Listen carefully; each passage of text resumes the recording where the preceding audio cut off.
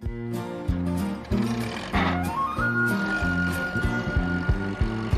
Pat, Postman Pat, Postman Pat, and his black and white cat. Early in the morning, just as day is dawning, he picks up all the post bags in his van. Postman Pat, Postman Pat, Postman Pat, and his black and white cat. All the birds are singing, and the day is just beginning. Pat feels he's a really happy man. Everybody knows his bright red van. All his friends will smile as he waves to greet them. Maybe you can never be sure. There'll be knock, ring, letters through your door. Postman Pat, Postman Pat, Postman Pat, and his black and white cat. All the birds are singing, and the day is just beginning. Pat feels he's a really happy man. Pat feels he's a really happy man. Pat feels he's a really happy man.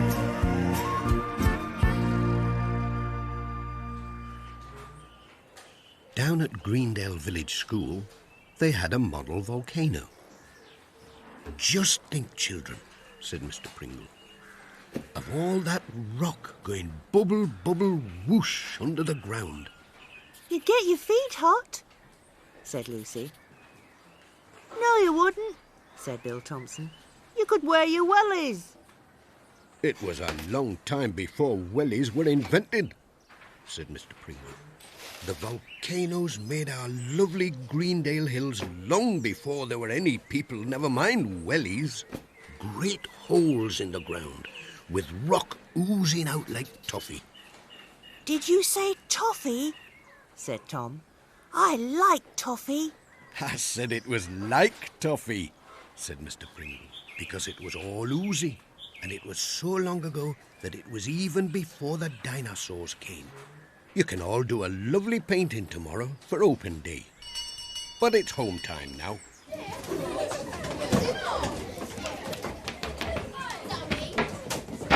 Pat was waiting at the gate for Julian. "Hello there. Hi, Dad. Time to go home." Come on, Dad, I'm hungry. Bye, Pat. Bye, Pat. Bye, Pat. Bye. The next morning, it seemed very quiet in the village.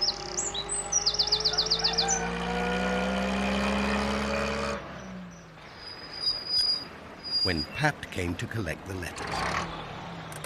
Oh, yes, I certainly will. Did you say it was near Thompson Ground? Dearie me. Yes, I'll tell him. Bye for now. What was all that about, Mrs. Goggins? Oh, dear. Well, that was P.C. Selby. It seems that there's a great gaping hole in the middle of the road near Thompson Ground. He says it's big enough to swallow a cow. Oh, I know what that means. Road closed, diversions, cones and bollards all over the place. How does he think I'm going to get through with all these letters and parcels? Talking about holes in the ground, Julian was on about volcanoes and earthquakes last night. Nay, Pat, it's only a hole in the road. Oh, we'll manage somehow. Bye for now. Bye, Pat. I wonder if dinosaurs would get letters. And what did dinosaur cats look like?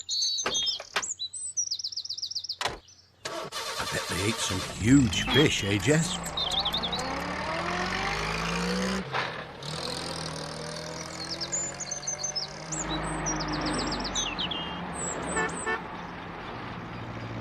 Alf was out on his tractor. Pat stopped for a chat. What do you reckon to this hole in the road, Alf? What hole? I've seen nought. I've been ploughing since early morning. There's a great hole just outside your farm. PC Selby's shut the road off. Oh dear, said Alf. How am I going to get home? I'd best be off. Bye, Pat. Bye.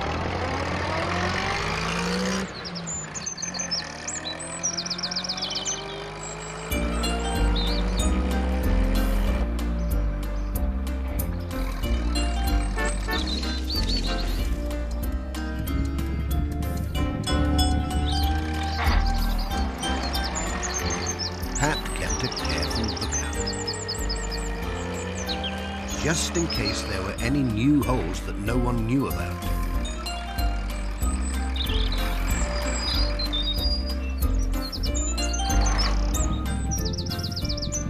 Oh dear.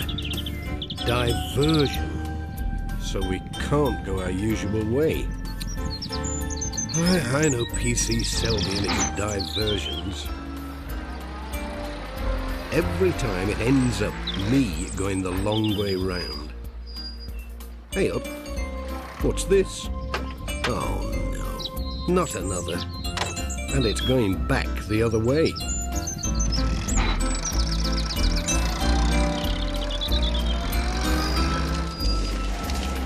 What, more diversions? They're everywhere.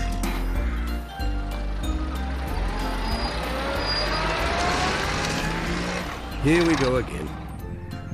Oh, this is awful. I'm getting dizzy going right and then left, then right again.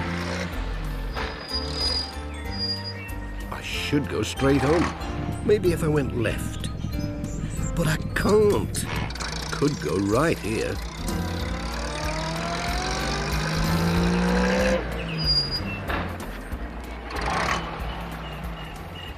I've just spotted where we are, Jess. We're back where we started. Then Alf came chugging along. Don't follow me, said Pat. I'm lost. If you follow these signs, you just go round in a big circle. Nay, Pat, I can't be bothered with all that, said Alf. I have to get home and get my dinner.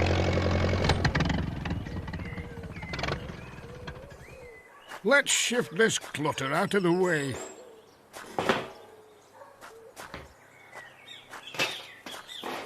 No problem.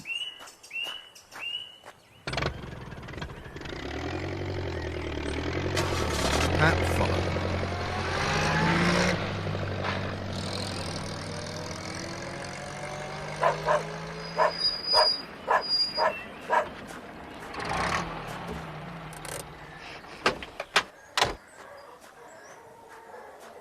Is this what all the fuss is about? Said Alf. It doesn't look much to me. I've seen bigger, said Pat. A baby one. Now then, what's going on there? Look out, here comes trouble. PC Selby. Come on, lads. You know this road's closed. You must have seen the signs. I'll have to take your names and addresses. Here, can you hold my tea? Don't be daft, Arthur. You've known us ever since we were in short trousers. Never mind that.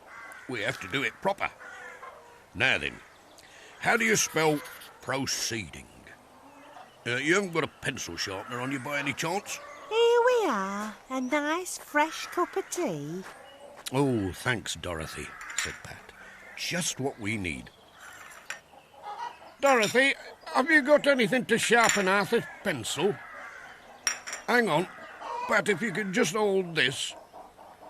And then, Arthur, pass your pencil to Dorothy.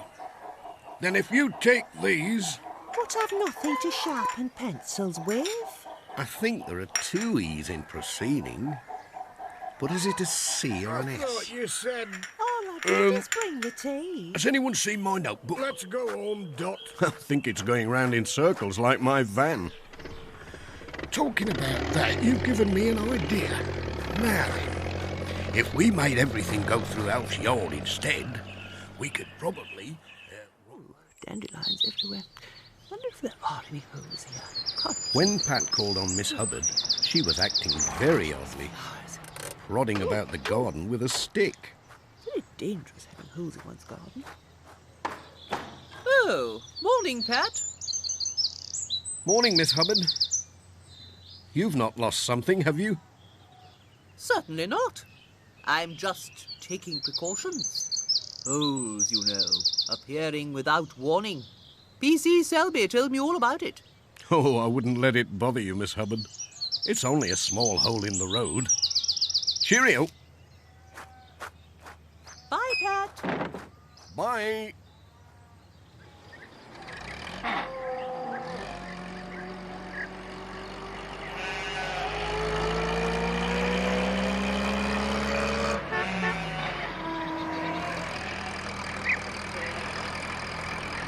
Pat called on Ted Glen. Hello, Pat. Hello there. There was a parcel for him. Sorry I'm a bit late today, said Pat. It's this blooming hole in the road.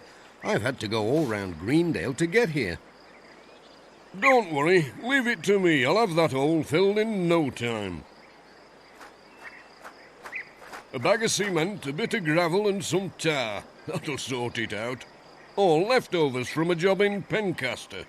I knew it'd come in handy one day. Champion, said Pat. Ta-da, Pat. Cheerio. Pat was on his way.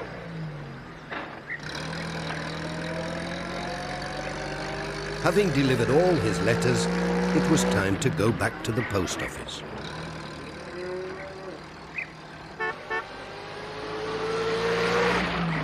But he stopped at Thompson Ground to see how things were going. There was a whole new set of signs leading into a field and through Alf's yard, where Ted's lorry was parked. It's like town centre here, said Alf. My poor hens. That's if you can find them, poor things. They'll not lay for a fortnight. Here comes another. Oh, it's Sam. Good morning. See what I mean, Pat? It's terrible. You'll be all right, said Pat, as soon as Ted gets that hole filled in. Come on, slowly as you go. Careful now. Tea up, called Dorothy from the kitchen door. And fresh biscuits, straight from the oven. Just what I need, said Ted. We'll have a sup while that tar sets. Are you coming for your tea, Arthur? Mind the tar, will you? Help! Help! Here, don't let... Come back! Help! But something seemed to be keeping P.C. Selby. Help! Come back! Help! Did somebody shout help? Said Pat. He's not looking for his notebook, is he? Said Alf. He hasn't gone and trod in it, has he? What are you doing to my nice new tar? Fast-setting stuff, that. A new kind, you know. You'll have to take your boots off and leave them in charge, said Pat. Come on, Arthur. Off with your boots. Don't be shy. 1, 2, and lift. Oops, here, hold on. Time for a bit of farm transport, said Alf. Oh! Hey, steady on. My boots. How am I going to walk? And You we'll don't need a new to, warning do you? sign. Stay still and I'll tip you over. Very undignified, this. I'll never live it down. There. Danger. Police boots. Everybody should see that. I hope Dorothy's kept some tea hot.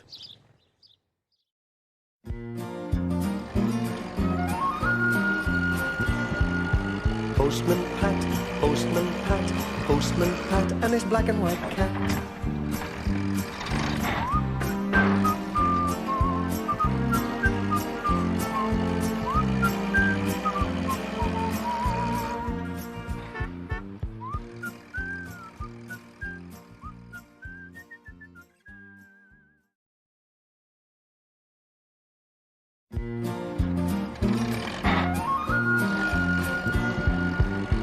Postman Pat, Postman Pat, Postman Pat, and his black and white cat. Early in the morning, just as day is dawning, he picks up all the post bags in his van. Postman Pat, Postman Pat, Postman Pat, and his black and white cat. All the birds are singing, and the day is just beginning. Pat feels he's a really happy man. Everybody knows his bright red van. All his friends will smile as he waves to greet them. Maybe you can never be sure. There'll be knock, ring, letters through your door. Postman Pat, Postman Pat, Postman Pat, and his black and white cat. All the birds are singing, and the day is just beginning. Pat feels he's a really happy man. Pat feels he's a really happy man. Pat feels he's a really happy man.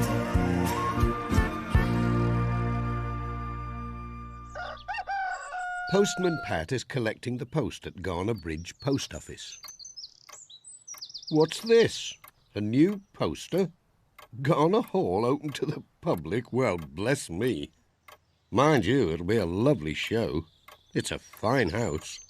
Oh, but Pat, said Mrs. Goggins, just think of all the cars and coaches and the litter. Oh, and Miss Hubbard did ask particular for you to drop in and have a word. I don't know what she wants. I expect it's something to do with this opening of Garner Hall. I'll not forget. Cheerio. Bye, Pat. Cheerio. All right, Jess. I'm coming. You never know. Miss Hubbard might have some cream for you today.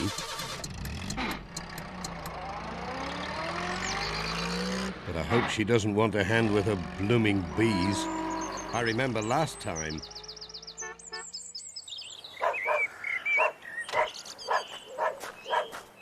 Pat was still wondering what Miss Hubbard could want. No bees about anyway. Come in, Pat. Where are you, Miss Hubbard? In here, Pat. Just come through. There were piles of paper everywhere. Oh, now where has the fellow got to? Goodness me, Miss Hubbard. Hey up, there's a draft. Whoops! Oh, I've made a right mess. Oh, for heaven's sake, man, shut that door. Don't worry, I'll pick these up. Whoops! Sorry. Oh, don't make the place untidy, Pat. Just put that pile where you can. I wouldn't like to sort this lot out. I'm just getting ready for the grand opening of Garner Hall.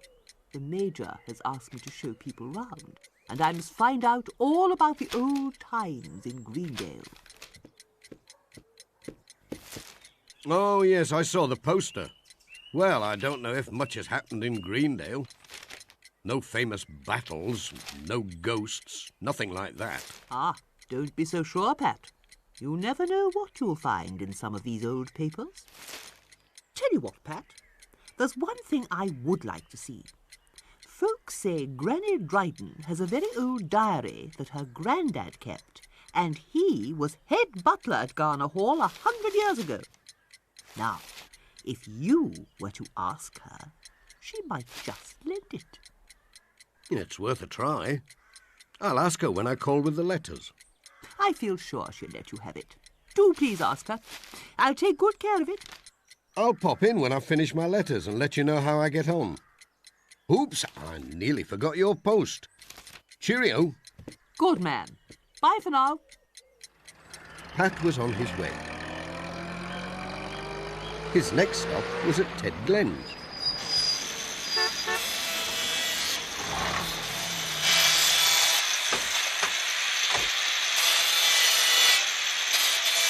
Hello, Ted. What's he doing? Making a right clatter. Ted! Hello, Pat. You gave me quite a fright. I didn't hear you come in. Look at this. Just like new. All ready for the grand opening. I know, of Garner Hall. A knight in shining armour. What do you reckon, Pat? I've always fancied trying this stuff on. Well, now's your chance. I'll bring a tin opener next time I call, just in case you get stuck. Here's some mail to go with it. Cheerio. Ta-da, Pat. Pat was on his way.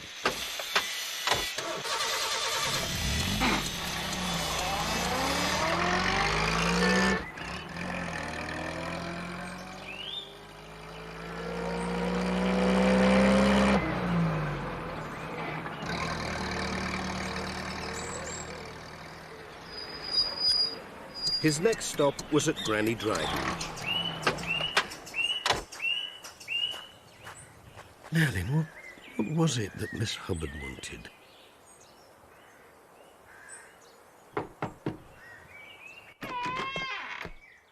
Hello, anybody at home? Oh, Pat, I'm glad to see you. I've just been sorting out some old stuff. There's this diary. Come and have a look. It takes me back seeing these old pages. Wilfred's very words, just as he wrote them all that long time ago. I never saw anything like it. Do you think I could borrow it so that Miss Hubbard could make a few notes for when she shows folk around? Well, I can't make it out properly with me glasses, so you might as well take it. I'll take great care of it. I promise. Bye, Pat. Bye, Granny Dryden. Cheerio.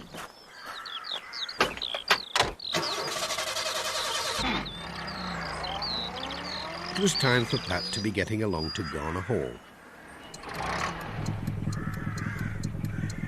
Miss Hubbard would be waiting for him and the precious diary.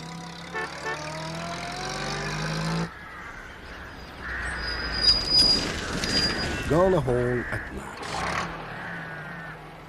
Major Forbes was at the door looking out for Pat. Come along, Pat. I see that you've got the diary. Miss Hubbard's waiting for you. Pat, good man, and the diary. Now, let me see. There must be something here. Where do I put this lot? Over there, Ted. Near the chimney. Oops, makes a right clatter, this stuff does. Oh, how can I write the history of Garner Hall with this racket going on? Come and sit in the library, Miss Hubbard. You'll find it nice and peaceful in there. Oh, thank you, Major. So kind.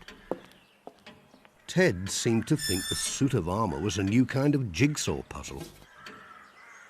Just about my size, I reckon. Let's see. I'd better leave you to it, Ted. Bye.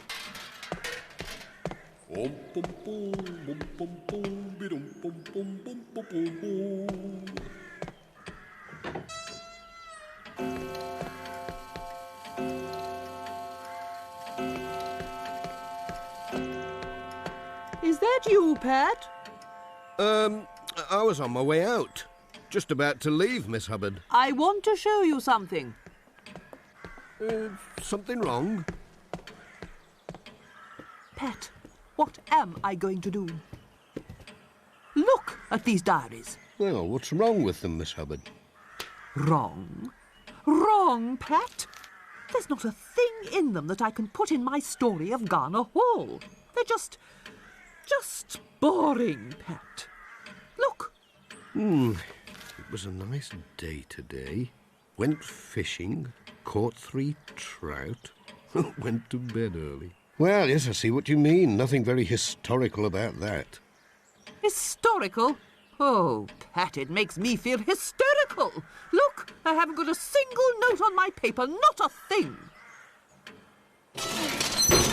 Meanwhile, Ted seemed to be having trouble with the armour. Help, Pat! Get me out of here, I'm stuck! Get your tin opener, I can't see where... God. You can't leave me like this. Oh, boy. Ooh. Are you there, Pat? This armour's a bit stiff. Oh, boy.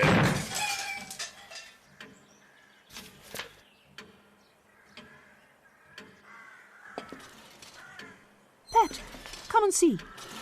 There's some monster going straight through the flower beds in a suit of armour. Look. Let's have a look. You're right. A suit of armour. And I think I know who's in it. Oh, Bayek. Oh, me back. Where am I? You can't leave me like this. Get me the fire brigade. What's this in front here? Ow! Oh, bloody. Did you say, Pat, did you say my suit of armour, eh, what? Out here, in the flower beds? Parading about? Yes, Major. It should be in the hall. I know, Major, but look at your flowers. All crushed and spoilt. Badgers, foxes, deer. No stopping the blighters. That's what it is.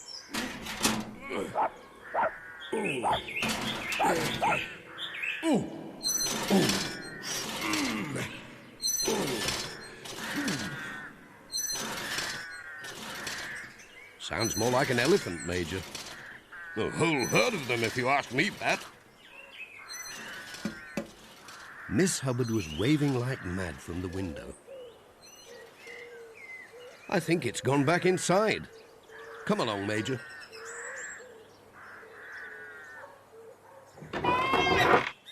Which way? This way! Follow me! Charge!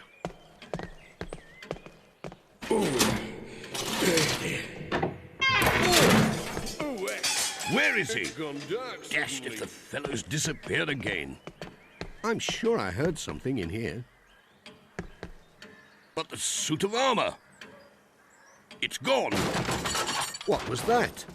Sounds as though you've got mice. Big metal ones. It came from behind that door. If only I could see where I'm going. Hey, look at this. A door. And a secret passage. Hello, suit of armour. Hello, everybody. Glad to get this helmet off. Got stuck. Couldn't see a thing. It's so dark in here. But what's this? I've found an old book in your secret cupboard, Major. Good fellow. Might be something Miss Hubbard could use. Something for me? Oh, what have you found? Old papers. What luck. Just what we need. Yes. Good gracious. Incredible. Just the stuff. And at the last minute, too. Very lucky. You never know what skeletons there might be in an old cupboard. Yes, well, time for tea, eh, what?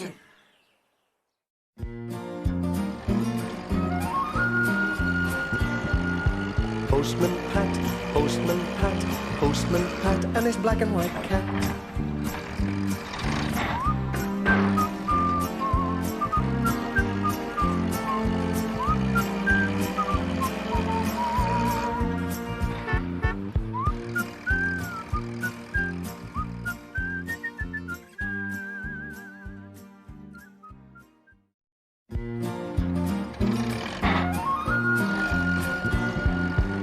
Postman Pat, Postman Pat, Postman Pat, and his black and white cat. Early in the morning, just as day is dawning, he picks up all the post bags in his van. Postman Pat, Postman Pat, Postman Pat, and his black and white cat.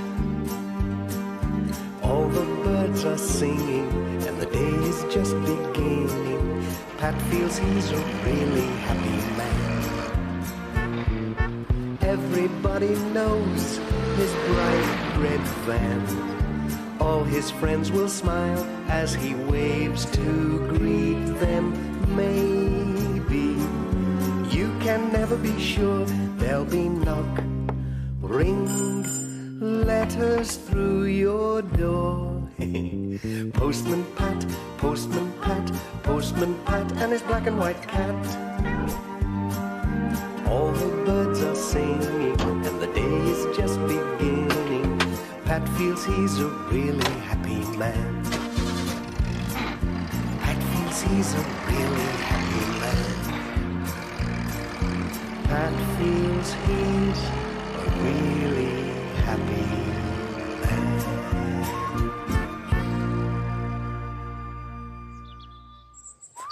It was a warm morning in Greendale. And there were plenty of letters and parcels for Pat to deliver. That's the village just about done. Major Forbes was busy reading his paper. Morning, Major. Morning, Pat. I say, this print gets smaller and smaller. Can't see the half of it. Well now, Major, I couldn't read a thing without my glasses. It might mean that you need a pair. It's ever so fuzzy and blurred without them. Oh, what a nuisance. I suppose I'll have to pop into Pencaster for an eye test. My Aunt Penny sat on her glasses once. Smashed them to bits. Very painful, what? Cheerio, Major. What would I do without my glasses? And another for Miss Hubbard. Oh, there you are, Pat. That's all the country letters sorted now. All ready for you. It's warming up now outside. Phew, that's better. Oh, nice. Hello, who's that? Ooh, Bayek. Ooh. Catch hold of that corner, Pat. It's a bit... Oops. It's a right weight. Oh, do be Ooh. careful. Just get it on there. That's it. Push. I hope it's nothing that breaks easily. It went down with a bit of a thump. Nay, it's all right, Pat. I'm glad to get it here all in one piece. Oh, Ted, what a monster. I can't be doing with this on my counter all morning.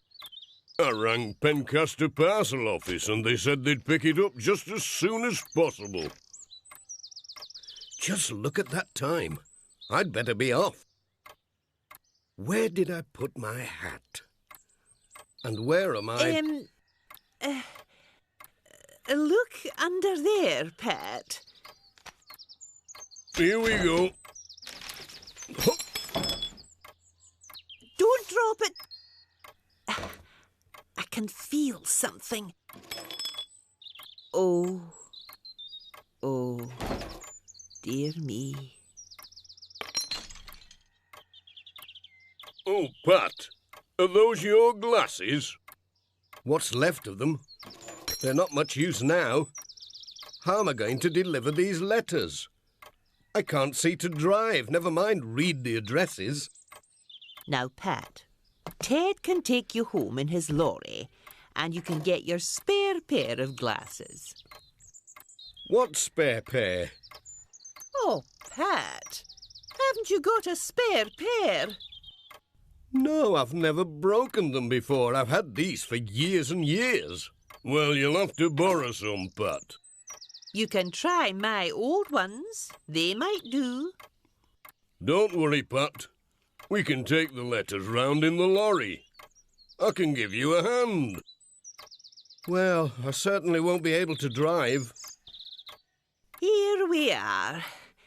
Now, give these a try, Pat. Oh, tar.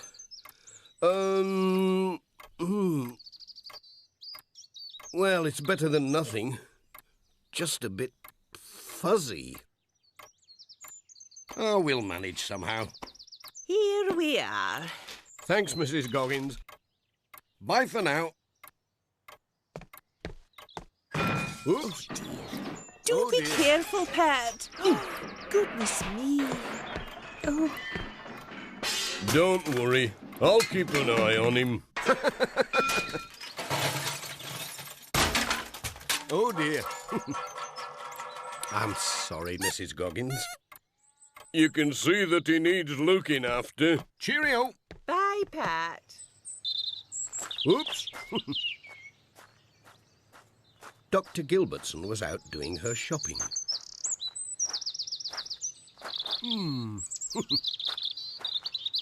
Who's this? Hello. Getting hot, isn't it? Now then, Dorothy. I've got lots of letters for you.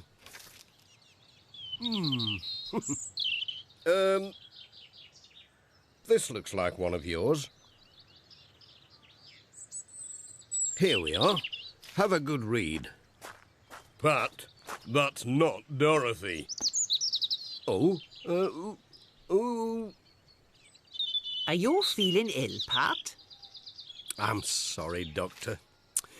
It's my glasses, squashed flat under a parcel.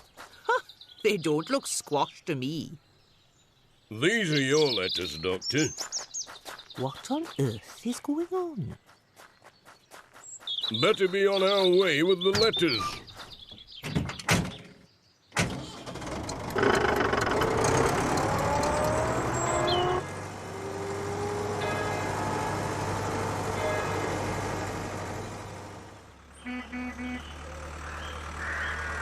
The next stop was at the church.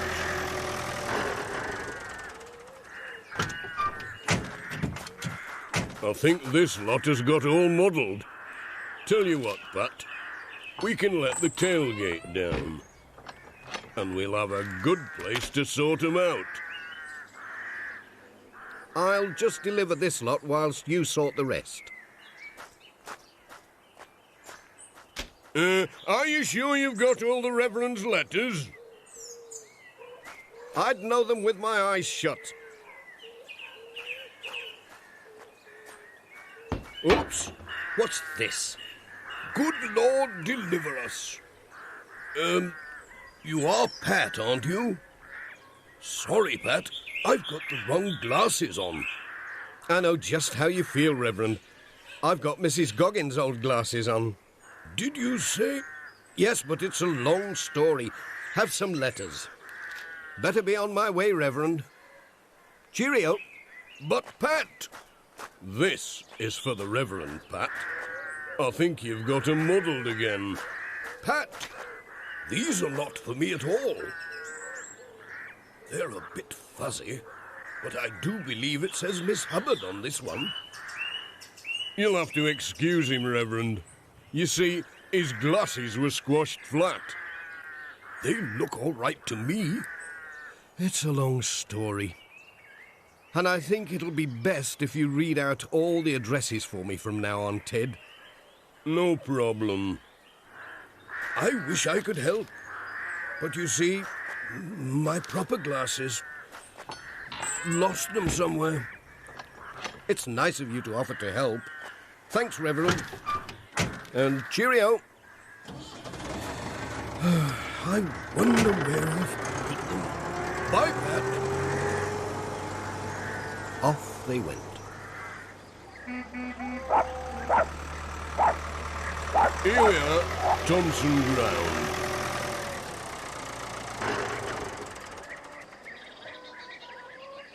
There's Alf's catalogue. Now you can't go wrong with that.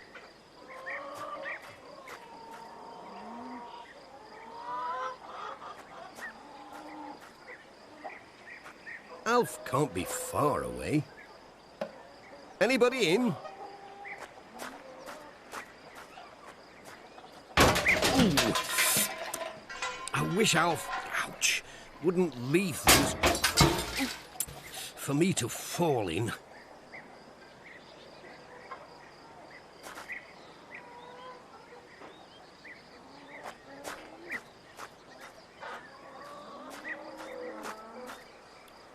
This looks more like it. A nice big letterbox, just the job. Catalogue away.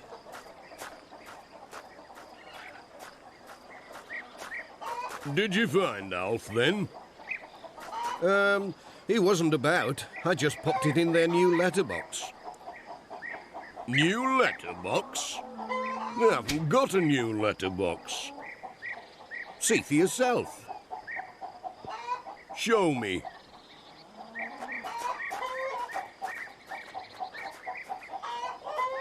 Here we are. Didn't I tell you? A new letterbox. An old barn door with a missing plank, more like. Locked up as well. Now then, how are we going to get it back? Hang on, I'll get someone to help us. Let's have a look around. If only I could see properly. Ouch! Where does this go? I could get in through the window. Anybody there? Anybody in? Ooh, ouch! What happened? Pat, where are you? Ted! Ooh, it's dark in here. Where's Ted? You all right, Pat? Hello, Ted. Having a nice talk to my barn door? Hello, Alf. Nay. I'm talking to Pat. He's inside. Well, how's he got in there? It's all locked up. I don't know if I've got the key. Ted! Let's see. You look a right mess, Pat. Here's your catalogue, Alf. Delivered safe and sound. Oh, Ted and Pat, back at last. I've been ringing round everywhere trying to track you down. There's nothing else gone wrong, has there? Oh, no, Pat. It's just that after you'd gone, I found these. They look awfully like yours. They must have slipped down behind the stamp book. That huge parcel must have given them a push. Magic. I can see again. Oh, that's lovely. They must be mine. Thank you, Mrs. Goggins. Hang on. We saw 'em all smashed up. No, we didn't. There must have been another pair of glasses on the counter. Whose could they be? Well, the Reverend came in before you this morning, and he must have left his glasses here. He didn't mind about his glasses being broken, said he needed a new pair anyway. Well, I never. I wonder if I need glasses. The post would never have got through without you. Thanks, Ted. Back to the workshop. Cheerio. Cheerio. Bye, Ted.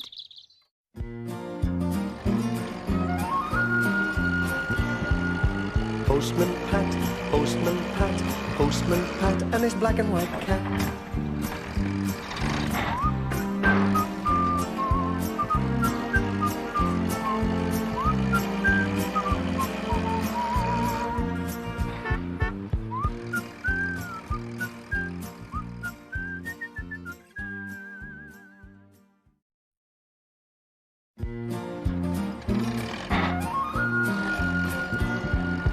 Postman Pat, Postman Pat, and his black and white cat. Early in the morning, just as day is dawning, he picks up all the post bags in his van. Postman Pat, Postman Pat, Postman Pat, and his black and white cat. All the birds are singing, and the day is just beginning. Pat feels he's a really happy man. Everybody knows his bright red van. All his friends will smile as he waves to greet them. Maybe you can never be sure.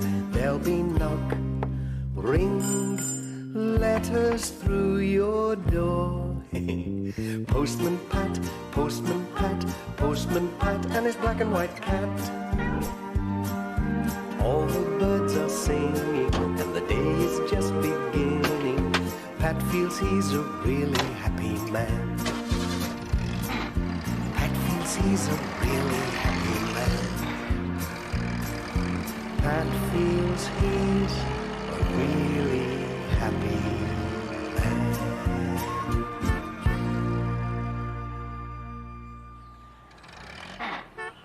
There was a touch of spring in the air in Greendale. Pat was on his way. A lovely scent of blossom wafted in at his open window. There wasn't much post today, so he had time to stop. Ooh, isn't it grand?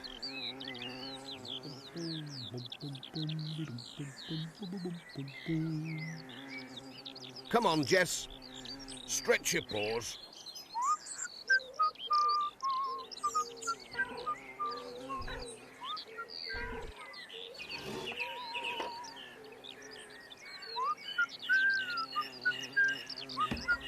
Well, look who's here. Morning, Miss Hubbard. Oh, morning, Pat. Just the day for a bit of painting. Pat, my canvas, quick, catch it! I'll get it. Well caught, Head. Quite a lively picture this'll be.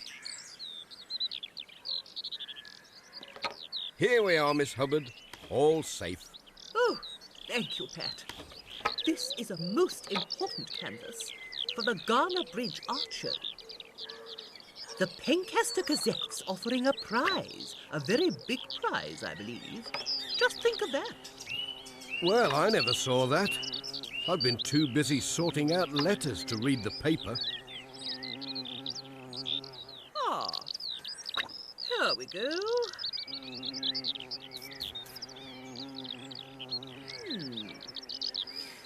Not a bad start. Well, is it... I mean, all that yellow. It fair makes you squint. Now then, Pat, what do you think of that? I think the wind's trying to paint you. Oh, no good, Pat. I'll have to go home and paint a pot of flowers on the kitchen table.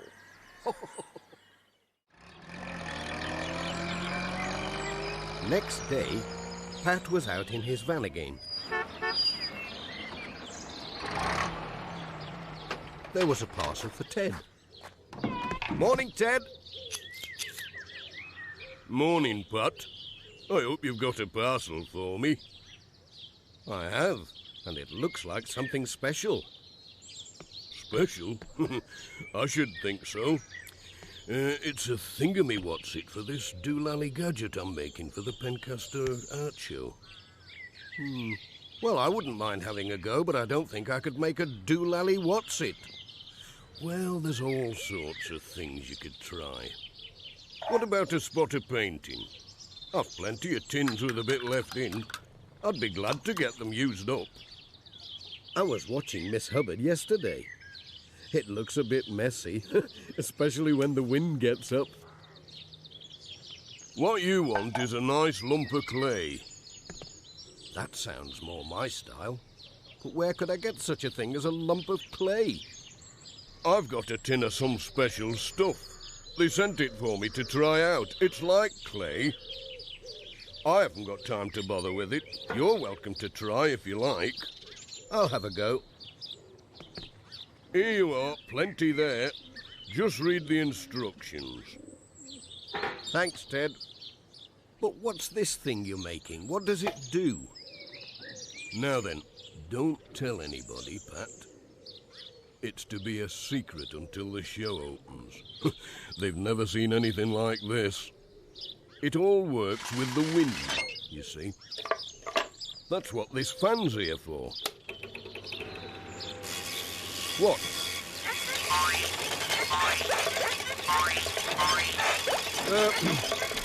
I'd better be off. I've had enough wind today to last me for a long time. Cheerio. Bye, Pat. What about a clay mouse, Jess? That might do.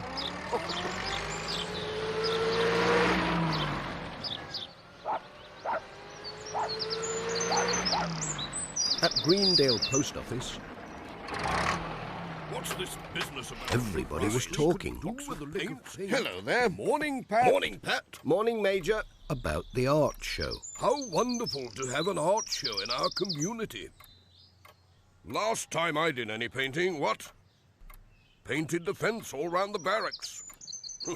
Made a bit of a mess of it. When I was a girl, I was a wonder at needlework, embroidery, all that sort of thing. I can't hold a brush properly now. It's these rheumatics, you know. Oh, yes, I'm sure. I just have to sort out these letters. It was 60 Julian has some years nice ago. stuff. Come Middle When I and was on squishy. I fatigues as remember a those lad, what's this business about? My I mum love said by there numbers was no of one shoes. to touch me Quiet, when it came to everybody. needlework.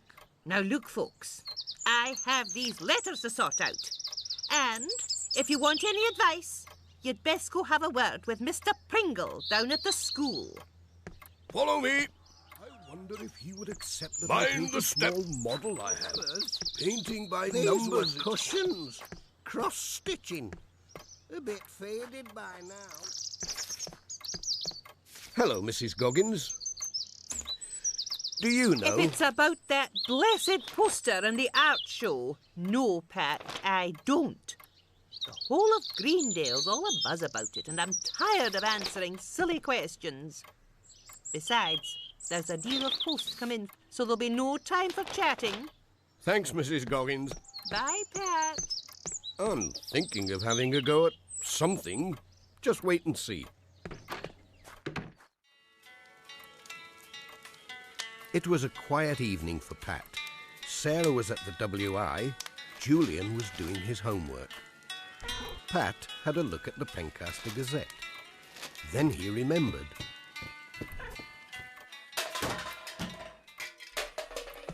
Now then, what shall I make?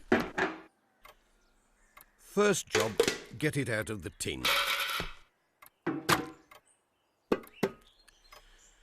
What does it say? I wish Ted hadn't spilt paint on it. Keep warm and mix a small amount of water. I can't see the rest. Never mind. Hey up! Oh dear. Ooh, it's alive.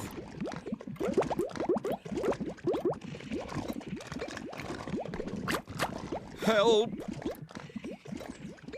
More like glue than clay. Oops! Oh! My goodness! Ooh, I'd better get a move on. Oh dear. Get off!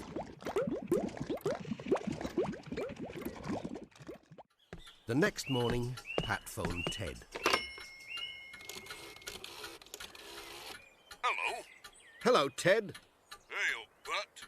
How you doing? I had a spot of bother with that clay stuff you gave me. Took me till bedtime to clean it up. What did you make?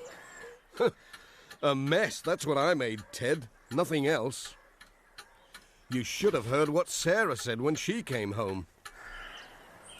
You'll have to follow the instructions, Pat. I'll see if I can get a leaflet about it. I know I've got one somewhere. Pat just had to have another try. It's beginning to look like something familiar. Ah, Jess was getting fidgety. At last, the day of the art show came.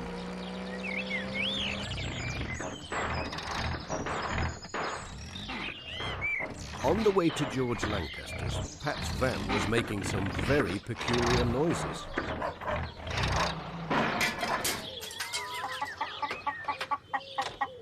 George heard the noise and came to have a look. Morning, George. What's wrong, Pat? Ooh, I don't know. She just conked out. Let's have a look. I know a thing or two about motors. Sam Waldron arrived. Hi, Sam. Hello, Pat. Anything wrong? The main manifold to the exhaust. I suppose it'll do. This distributor looks icky. Hey, Pat. These plugs are mucky. Oh? Let's have a shufty. There's nothing wrong with the van, Pat. It's just that it won't run on fresh air. You're out of petrol. Oh, what a noodle I am.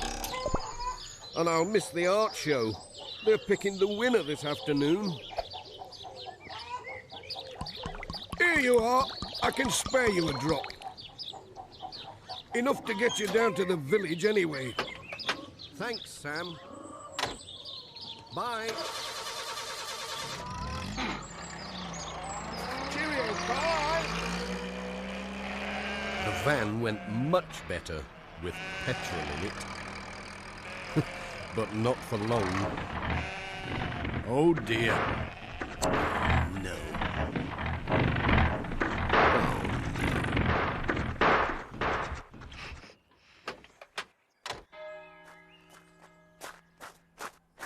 Oh, come on, Jess. We'll have to walk the rest of the way.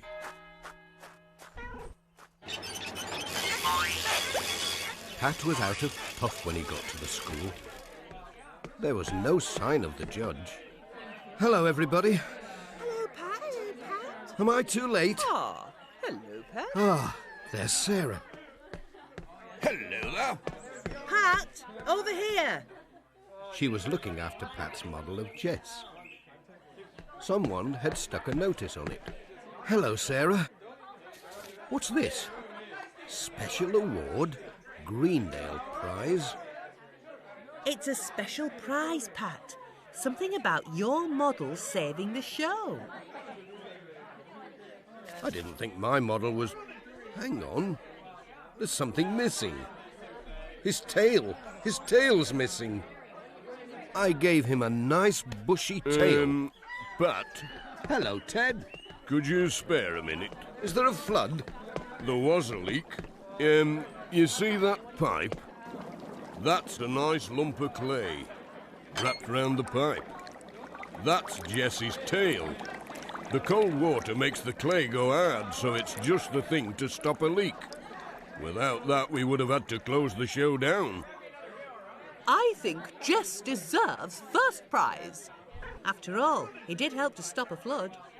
He's a first prize cat, is our Jess.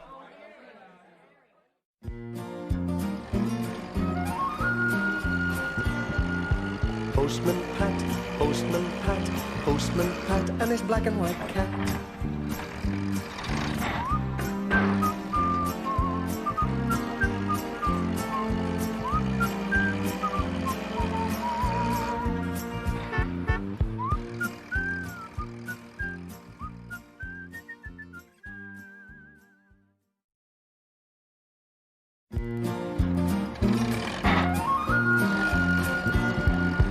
Postman Pat, Postman Pat, Postman Pat, and his black and white cat. Early in the Just as day is dawning, he picks up all the post bags in his van.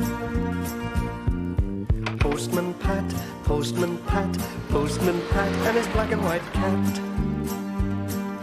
All the birds are singing, and the day is just beginning. Pat feels he's a really happy man.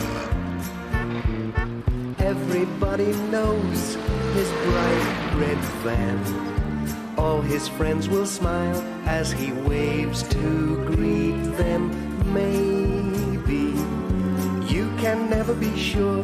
There'll be knock, ring, letters through your door. Postman Pat, Postman Pat, Postman Pat, and his black and white cat. All the birds are singing, and the day is just beginning. Pat feels he's a really happy man.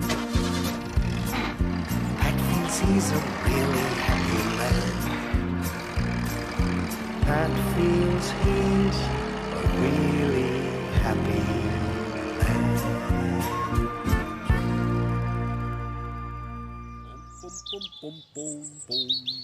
Pat was out and about as usual, with the village letters. Morning, Peter. Morning, Pat.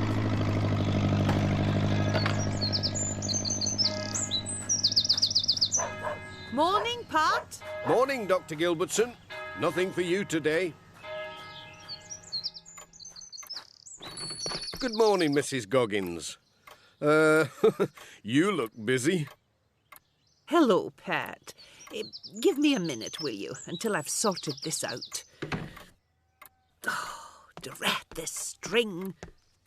Now then, Mrs. Goggins, you just want to take it slowly. Once you find the end... Oh, that's easier said than done. Well, it must have an end. Now he tells me. Dear me, it does seem to be in a mess. Well, I better be on my way with these letters. Good luck. Bye. Bye. I wonder if I could cut it into small pieces. Right, Jess. Ready for off? Jess had been waiting a long time.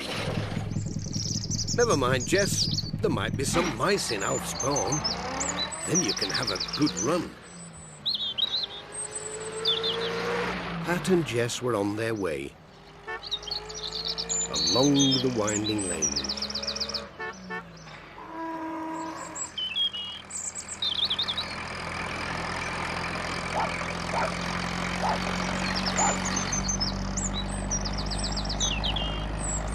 What's that? Hold on tight, Jess.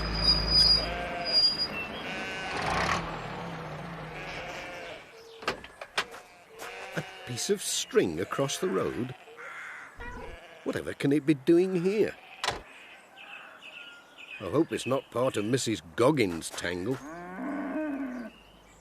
We'd better wind it up before anybody else gets caught up in it. Well, I never. It goes right over this wall. Jess came to have a look. I should have known you'd want to play. I think we'd better see where it goes to. It goes right across the field. It must be a very long piece of string.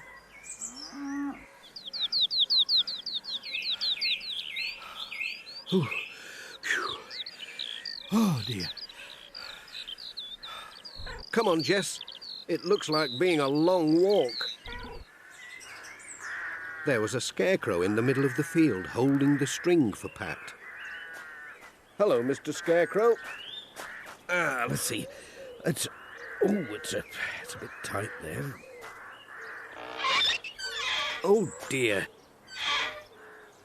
There we are. That's much better. Sorry to leave you like this, Mr. Scarecrow, but I must go. My goodness. But this field is muddy. Pat came to a wall. Jess was waiting for him. How much further does this string go? Over the wall. Hup. Hello, Jess. Where have you been? Oh! Ouch! Ow! Ooh, prickles. Oh, lots of them. Ow! I've lost Jess again. Oh, dear. No, I haven't. Now, Jess, don't go disappearing again. Ooh, I'll just get my puff back.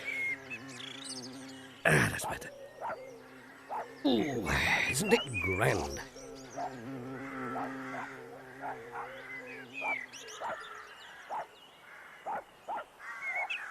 How much further does this string go?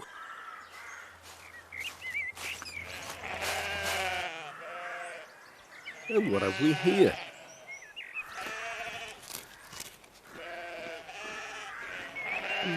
Sheep. A field full of sheep.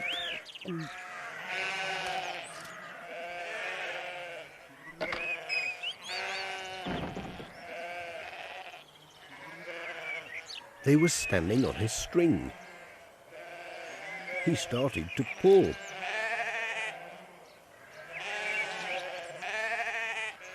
Can you all stand still for a minute whilst I sort this out?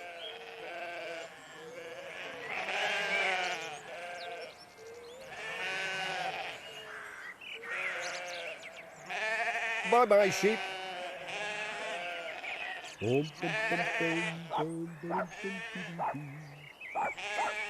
Pat was thinking that it must be a very long piece of string to have come this far when he came to a gap in a wall. The string went through the gap and up another hill to a tall tree, where it finally disappeared into the leaves and branches. Well, there must be something special at the end of such a very long piece of string. Whatever can it be? Who is that behind the tree? Oh, goodness me. Young Katie and Tom. What are you doing here? And what are you looking such miseries about? It's our new super kite, Pat. Stuck in the top of this tree. We can't get it down. Pat pulled at the string, but the kite would not move. It looks well and truly stuck. There's Peter. I wonder if he can help. Peter! Peter! What with the noise of the tractor, Peter Fogg didn't hear Pat's call. Peter! Peter! Hello, Pat. I was just asking myself how to get the twins' kite down from that big tree. I wonder if your tractor would be high enough for me to stand on. And I'd like to help, Pat, but I don't think this tractor's big enough. Sorry, got to finish before it gets dark. Bye, Pat. bye! Then Ted Glenn's lorry came round the corner. It had a ladder on the back. Ted! Ted! Stop a minute! Hello, Ted. Can we borrow your ladder for 5 minutes to get a kite out of that tree? Well, I can't be too late. I've got to mend Dr. Gilbertson's greenhouse before the frost gets at her tomatoes. It won't take long. Is that young Katie and Tom? Is it their kite? Yes, it is. Right. Let's see what we can do. You go that end, Pat. Are you ready? I've got it. Pat and Ted soon had that ladder off the lorry. Round she goes. And over the wall. Hang on, Ted. I'll nip into the field. Right you are. Whoops-a-daisy. Climbing walls. Reminds me when I was young. Off we go. I could never have done this by myself, Ted.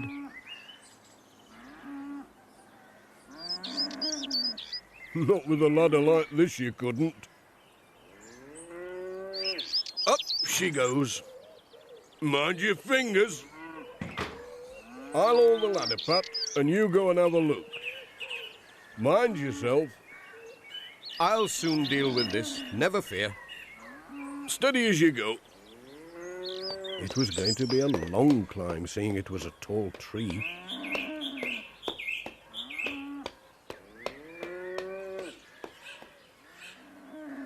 Well, bless me. There's the kite.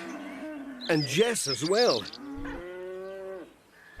How did you get here, Jess? Come on, Jess. Don't be frightened. Come on. Look out! Oh, there goes the kite. Quick, catch it! Hooray! Oh, thanks, Pat. Clever Pat! And clever Jess, too. We've got the kite, but poor old Jess is stuck up here now. Well, I'll have to get a move on. Dr. Gilbertson will never forgive me if the frost gets to her tomatoes. Jess got up the tree on his own, so I hope he can get down the way he went up. You don't need to bother about Jess. He's already here, waiting for you.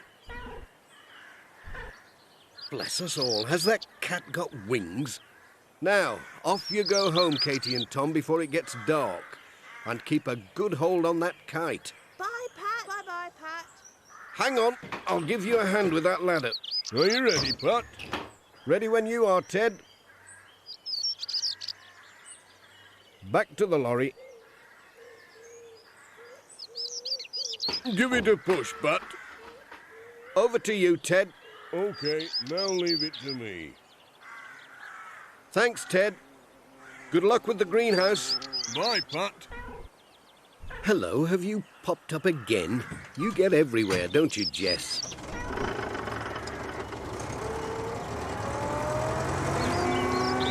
Ted was on his way. Pat waved to him, then went to look for his van.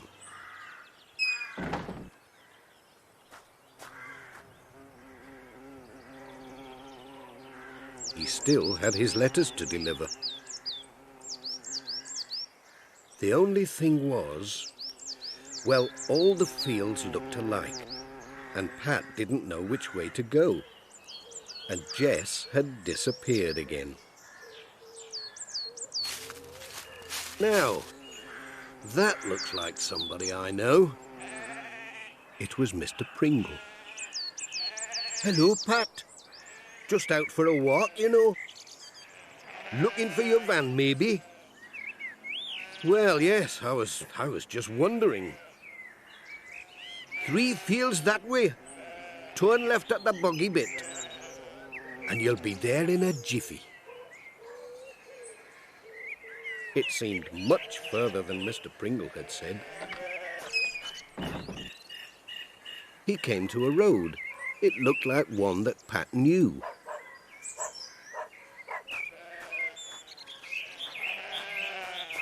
Ah, there's my van. Safe and sound. Where's Jess? I can't leave without him. I should have guessed. Fast asleep in his basket. We'd better get these letters delivered. Don't want to be late for tea, do we, Jess?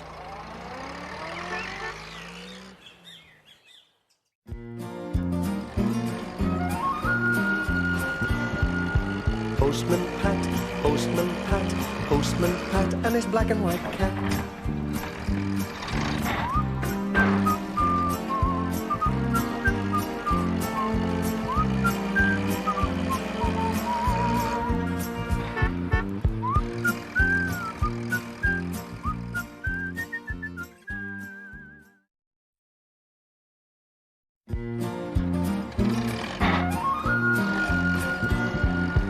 Postman Pat, Postman Pat, Postman Pat, and his black and white cat. Early in the morning, just just as day is dawning, he picks up all the post bags in his van. Postman Pat, Postman Pat, Postman Pat, and his black and white cat. All the birds are singing, and the day is just beginning. Pat feels he's a really happy man. Everybody knows his bright red van. All his friends will smile as he waves to greet them. Maybe you can never be sure.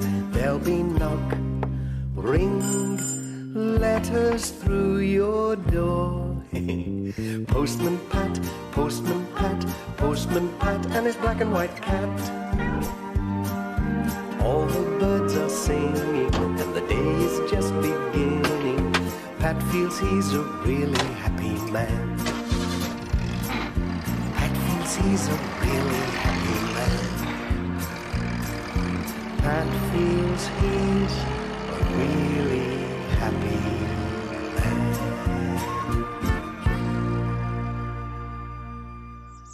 It was a lovely summer morning in Greendale. Pat had finished delivering the village letters. Morning, all. Morning, Pat. Hello, Pat. Just the weather to make the garden grow. What a day. Well, seems to be growing in here. I've never seen so many flowers. Mrs. Goggins? Morning, Pat. Mind your back. Hello, Sam. More flowers? There'll soon be no room for letters. I'll just put them here for the time being. Thanks, Sam. I hope I've not brought too many. Oh, Sam, we'll need a lot more if we're going to win the competition. No problem. There's plenty more. What's this competition you're on about? Oh, Pat, you must have heard about it. The best village competition, of course. So we'll have to do our best. I'm going to cover this old post office with flowers. I wondered what was going on. I never saw Greendale look so bright. I thought it was the nice weather. I suppose there'll be some judges coming to pick the winner. Yes, Pat, but nobody knows when they're coming. It'll be a surprise, like. Just to keep us on our toes. Bye for now. Bye. Cheerio. Well, I'd better get on with the post. Flowers or no flowers. Oh, Pat, when you call at Greendale Farm with that parcel, will you collect something for me? Mrs. Pottage promised me some tubs to put the flowers in outside the shop. I'll remember. Don't worry. No trouble. With all this sprucing up going on, I'll not be able to forget. Bye. Bye, Pat. Whoops! Oi, look out! Hello, Ted. What are you doing up there? Hello, Pat. Just giving the wall a spot of fresh paint. For this here competition. It's grand stuff, this new paint. You can put it anywhere.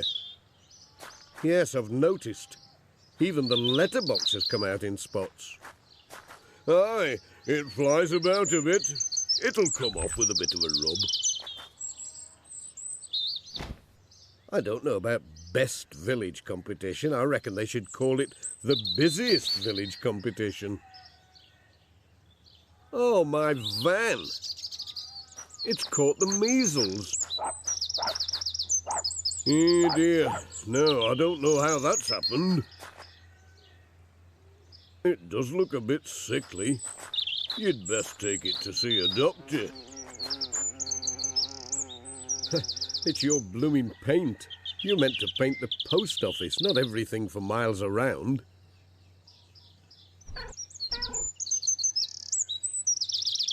It needs a drop of water to get it off. Drop in at my place and I'll give it a good hosing down. See you later, Pat.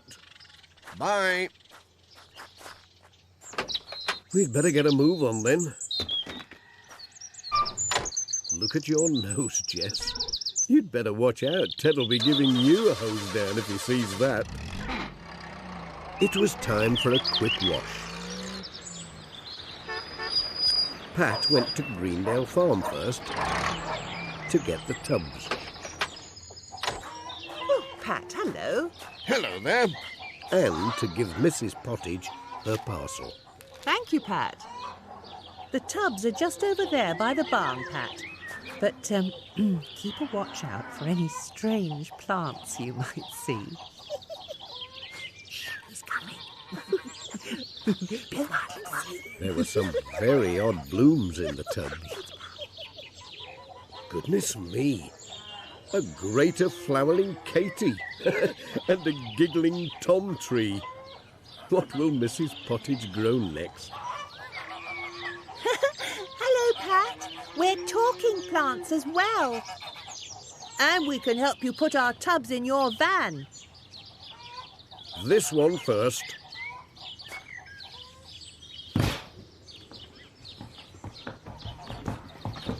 And this one next.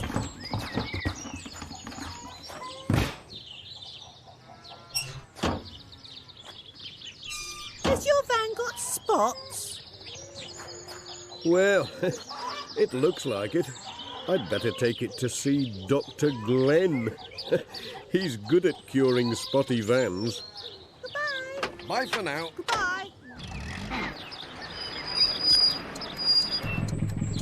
Pat was on his way.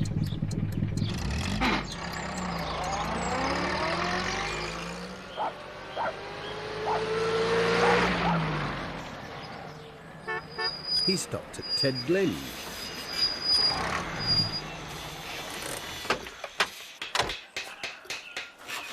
Looks as though Ted's ready for me. Hey up, Pat. Hello, Ted. I thought you'd forgotten, Pat. I'll have to be quick. I've got to get down to Pencaster Station tomorrow to catch a train for Scotland. Where are you off to, Ted? It's young Caroline's wedding. Can't miss that. There's all sorts to do before I go, and I can't leave Mrs. Goggins with that hole in her roof. Anyway, I've got Peter Fogg lined up to give me a lift to the station on his motorbike. It'll be a day or two before I get back, and I don't want to leave the lorry down at the station. It might disappear. So I'll leave it in the village when I finish Mrs. Goggins' roof. Then you'll be able to keep an eye on it for me. Good idea, Ted. Have a good time at the wedding, and thanks for cleaning the van. Ta-da, Pat. Cheerio. The next day, the village was covered in flowers. There were tubs and flower pots in every street.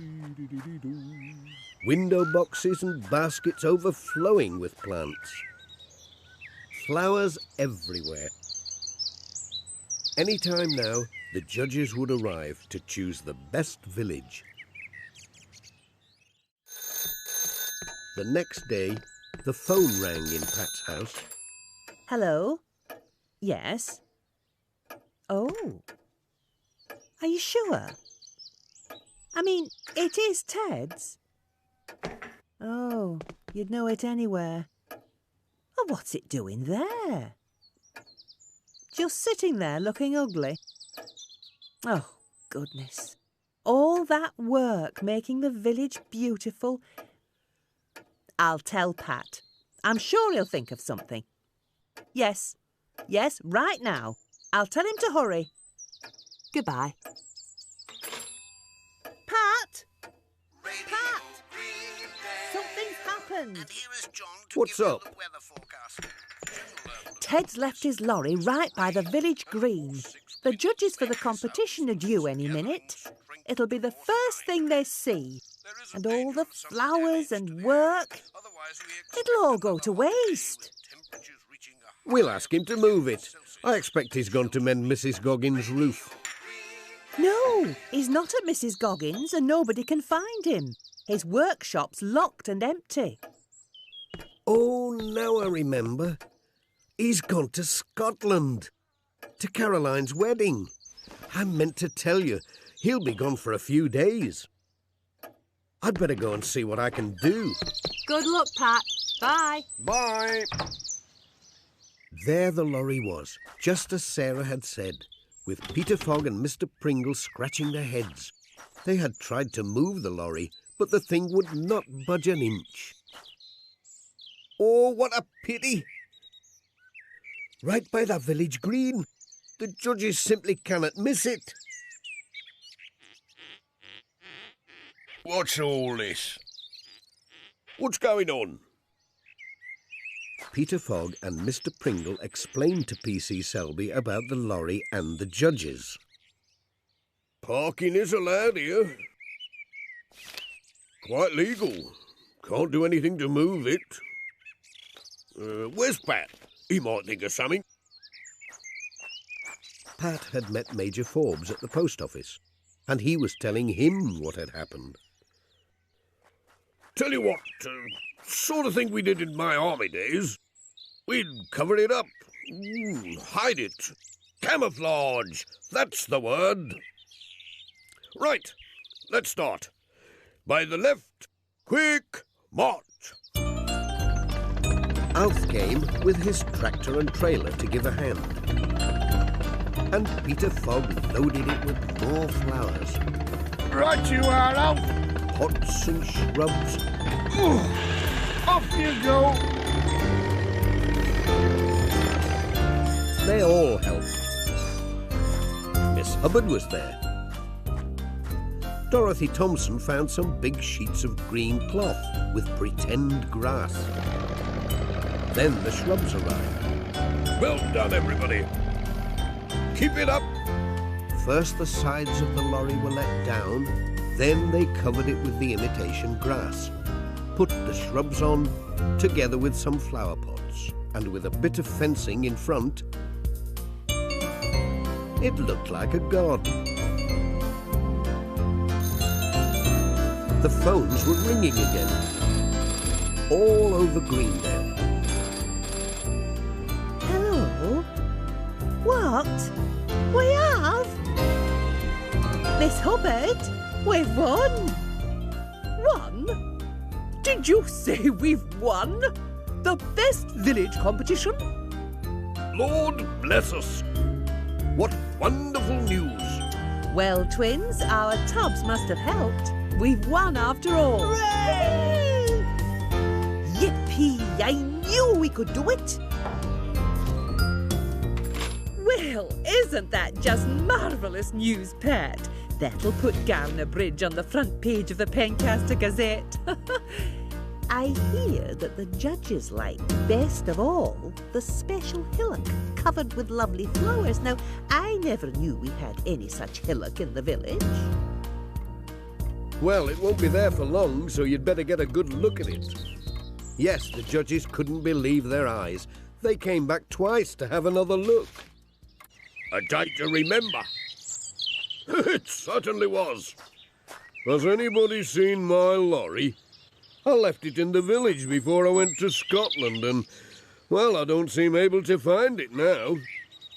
There's a mystery for you, P.C. Selby. Ted's lost his lorry. No, nobody seems to have found a lorry. All I've heard is about flowers. Bushes and flowers, lots of them. Will somebody tell me what the joke is? Turned a lorry into a bunch of flowers. Oh, they was.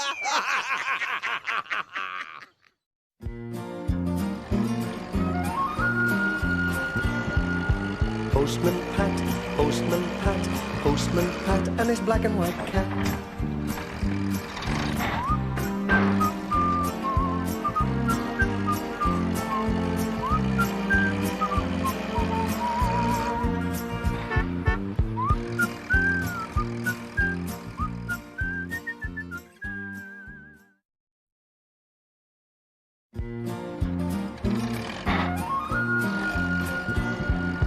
Postman Pat, Postman Pat, Postman Pat, and his black and white cat.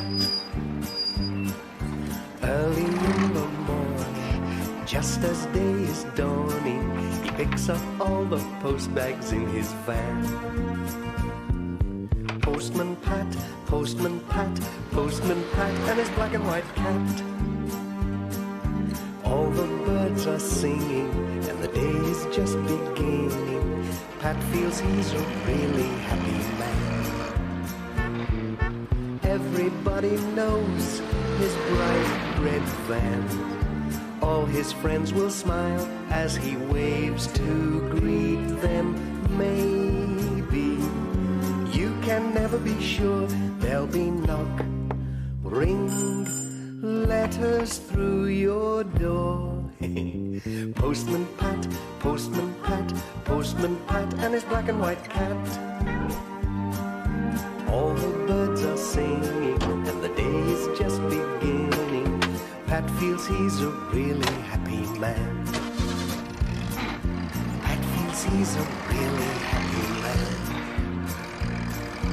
Pat feels he's a really happy man.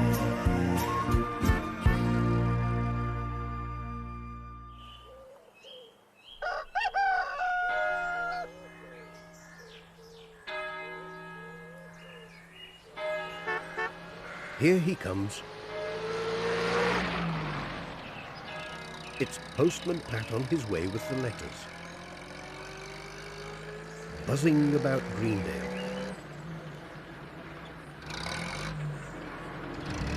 Busy as ever. There are some letters for Granny Dryden today.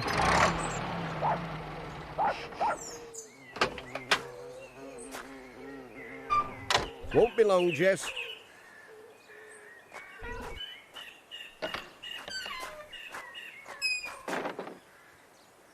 Is somebody busy with a spot of painting?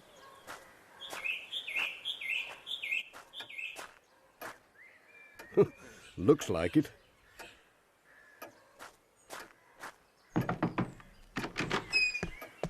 Hello, Granny Dryden. Morning, Pat. There was Granny Dryden standing on a box, sploshing at the wall with the paint. I can't hold a brush properly now.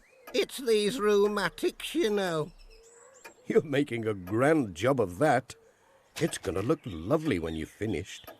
Nay, Pat, I'll not be able to make a right job of it. The ceiling wants doing, and I'll never reach that in all my days. Would you like a hand with it? I could borrow a stepladder from Ted. I'll pop round after work and do that ceiling for you in 2 ticks. You might need a drop more paint, though. Let's have a look. How much is there in this one? I think it's empty. Do be careful. It's messy stuff. Oh! Oh. Now you've gone and done it. All down your nice clean trousers. See if you can wipe it off before it soaks in. I think it's just making it worse. Spreading it out. Ooh, I'm sorry about your trousers. What is Sarah going to say? Never you worry about that. It was my fault. I should take more care. I expect that's what Sarah will say. I'll nip home and change. These are not my best pair, luckily. I'll see you this evening. Oh, you are kind, Pat. Now mind how you go. Cheerio, Pat. Bye, Granny Dryden. Pat was on his way. Jess was wondering what the funny smell was.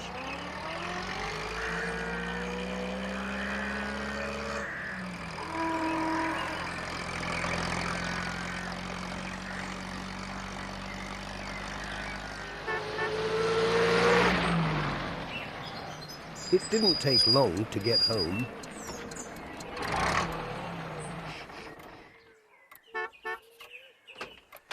Sarah did get a surprise. Hello, Anybody in? It's just me. Hello there. Oh, what are you doing back at this time of day? And what on earth have you done to your trousers? It's only a drop of paint. You see, he told her all about Granny Dryden's ceiling.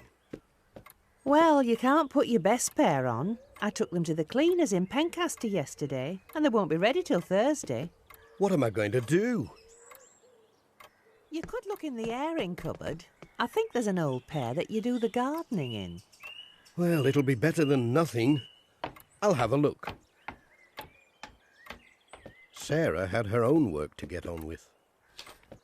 When she saw Pat coming downstairs in his old trousers, she couldn't help laughing.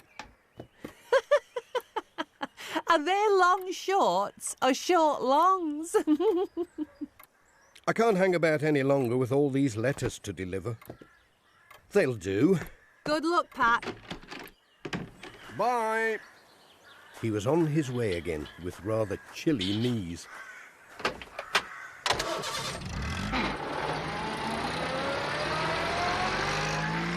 Jess didn't know what to make of Pat's bare knees.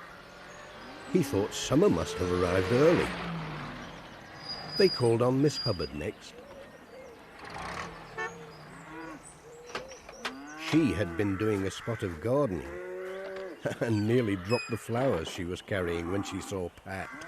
Oh, goodness me, Pat. What are you doing in those shorts? It's not summer yet. They're not shorts, Miss Hubbard. They're an old pair of trousers. It's Granny Dryden, you see. She's painting her room, and she can't reach the ceiling. And I don't believe a word of it. It's that post office. They're going all continental. Something to do with this common market business. Oh, what a lark. Did you say Granny Dryden was painting? Do you mean a picture?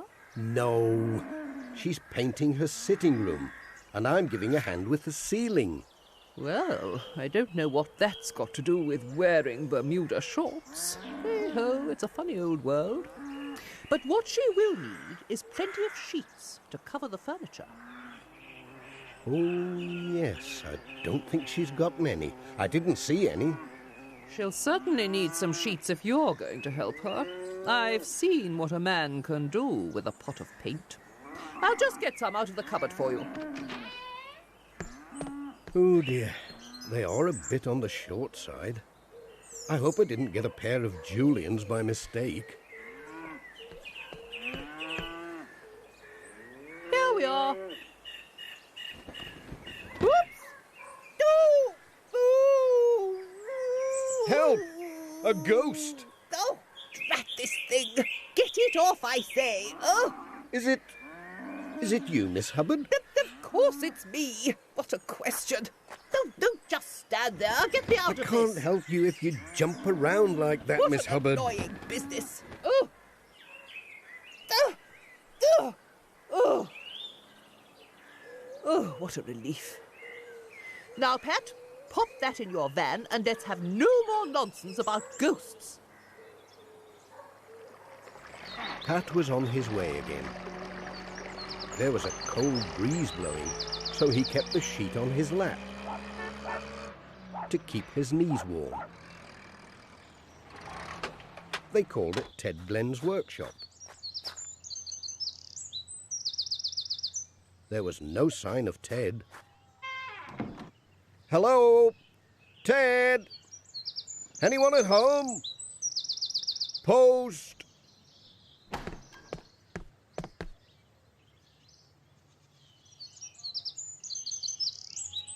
Where has he got to? Ted was getting his spring carrots in when he heard somebody bumping about in his workshop. He thought he'd better go and have a look. You never know, it might be a burglar.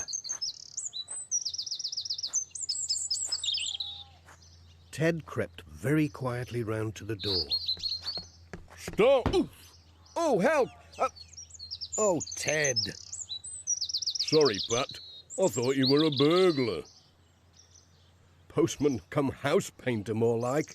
I've promised to give Granny Dryden a hand with painting her ceiling. Do you think I could borrow a ladder?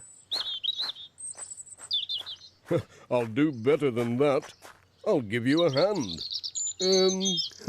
Are you doing it before you go on holiday? Holiday? What gave you that idea, Ted? It's the snazzy shorts. Very smart. Cheerio. Ta-da, Pat. I'll meet you tonight at Granny Dryden's with the ladders. 7 o'clock. Pat was off again. To Thompson Ground.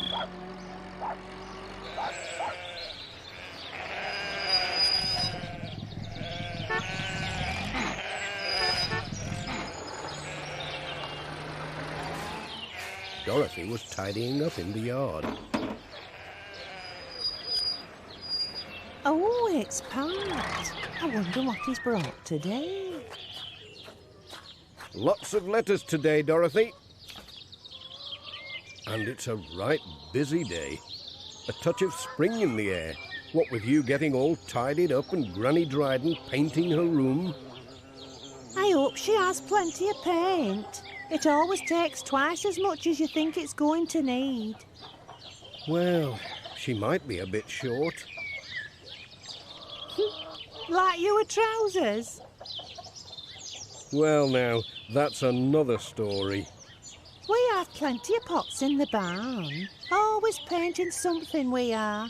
I'm sure we can spare a drop for Granny Dryden. Just keep a lookout for our silly hens. They get everywhere.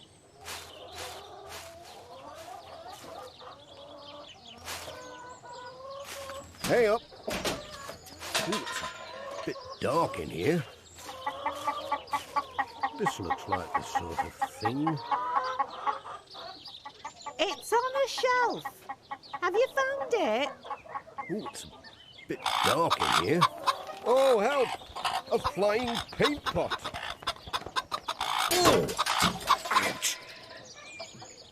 I'll wait out here till you've done with the ends.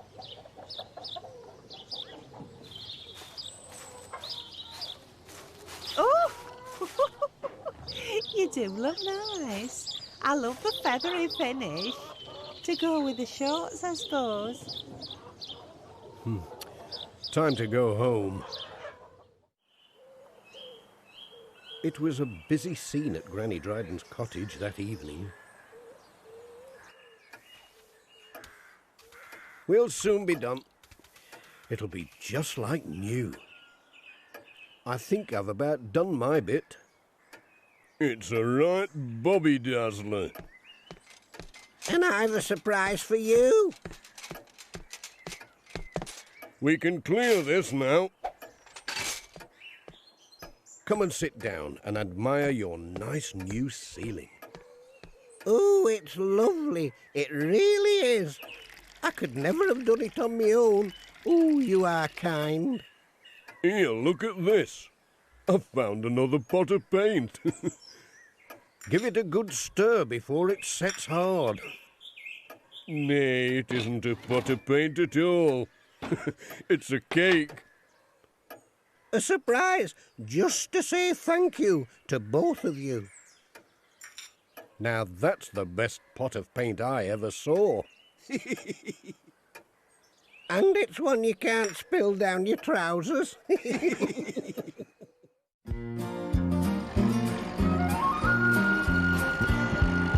Postman Pat, Postman Pat, Postman Pat and his black and white cat.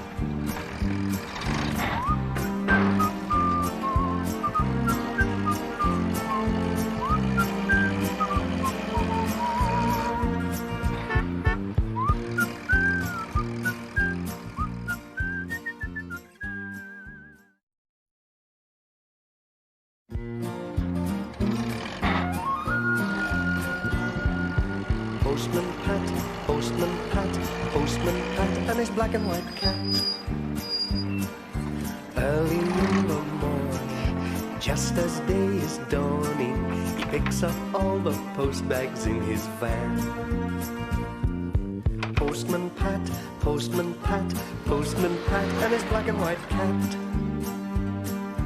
All the birds are singing, and the day is just beginning. Pat feels he's a really happy man. Everybody knows his bright red van. All his friends will smile as he waves to greet them. Maybe you can never be sure. There'll be knock, ring, letters through your door. Postman Pat, Postman Pat, Postman Pat, and his black and white cat. All the birds are singing, and the day is just beginning. Pat feels he's a really happy man. Pat feels he's a really happy man. Pat feels he's a really happy man.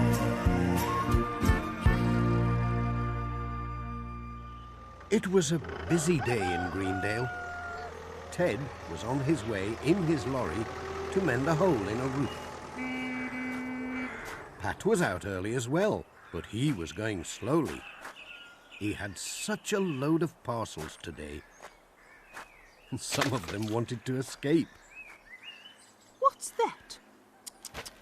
Oh, the places some people throw their litter. Oh no, it's a parcel. Now I wonder who... well, there's an address on it. I'd better give it to Pat.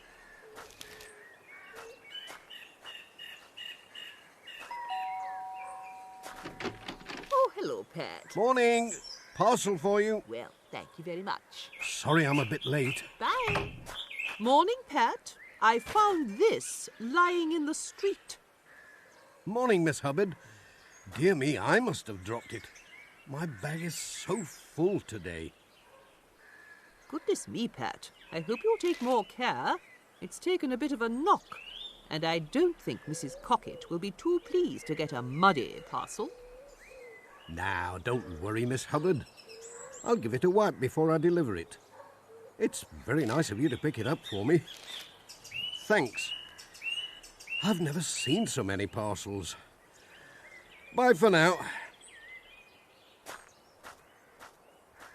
Soon be done now.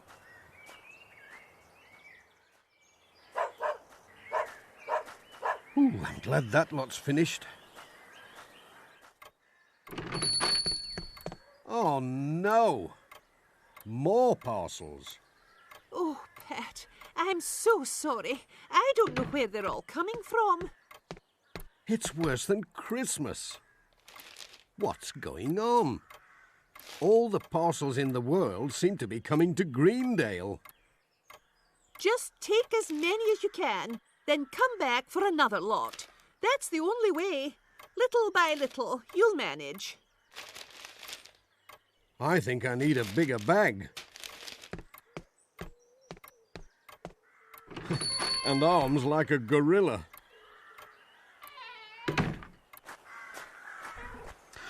Now then, Jess, where are you going to sit?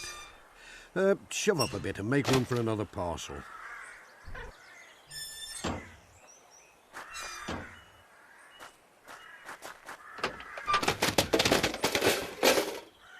Oh, you know, one of these days there won't be enough room for me to get in.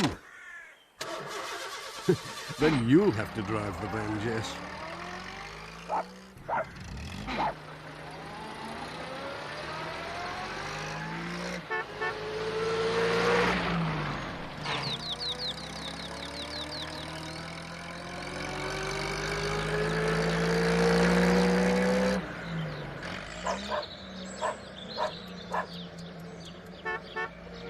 First stop today was Thompson Ground.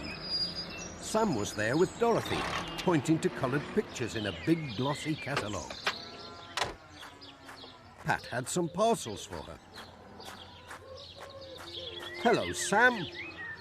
Hello, Pat. You look busy. You can say that again. I've had a huge load of parcels today. Oh, hello, Pat. Are those parcels for me? Oh, sorry. Hello, Dorothy. Yes, they are. I can't think where they're all coming from. It's this here catalogue, Pat. It's got everything in. All the things I can't fit into my van. Folks love it. They're ordering stuff like mad, and they'll all come through the post. It's got skirts and blouses. Records and videos. All sorts of cups and mugs. Bye, Pat. I don't believe it. Comes in nice, neat parcels. Cheerio. Oh, dear. Bye, Sam. Well, I don't know how we're going to cope. Jess, you'll have to help.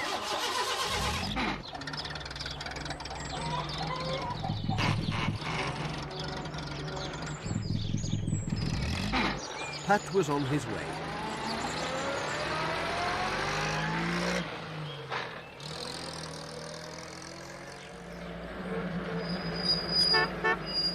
He arrives at Ted Glenn's workshop. Ted was looking out for Pat. Hello, Pat.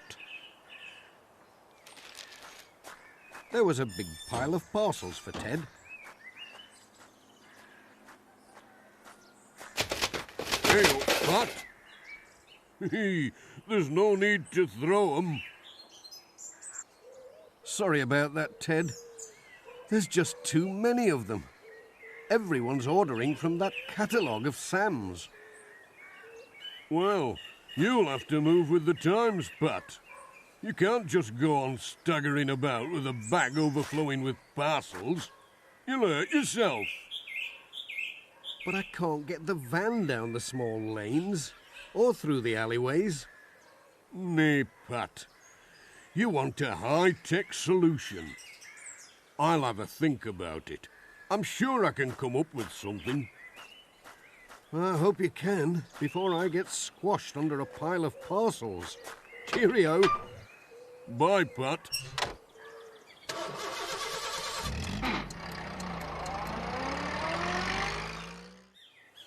The next day, Major Forbes was on the lookout for a parcel he had sent for, when he spotted Pat behind a pile of parcels. Morning, Major. Hello, Pat. By Jove. There's my parcel right at the bottom. I'll just... No, don't! Oh! It's all right, Pat. I've got it. Cheerio. This is getting worse and worse. I can't even see where I'm going. One of these days I'll bump into someone. And I was just saying I could do with a new car when Sam showed me that catalogue of his. Oh, yes, it's wonderful. There's everything in it. I know, but ordering napkins by post is one thing. Ouch! Someone's pushing. Now, Pat, you don't need to be so rough about delivering the mail. I'll be having some broken legs to mend. I'm sorry, Doctor. It's this mail order madness that's come over the whole of Greendale. Well, I think the post office should do something about it. It's not good for your health, or for ours if it comes to that. I'll put a word in with your boss in Pencaster. Thanks, Dr. Gilbertson. Bye. Bye, Pat. It was time to call on Ted again. He was fiddling with some mechanical bits. Morning, Ted. More parcels. Hello, Pat. Have a look at this. I think it'll solve your problem.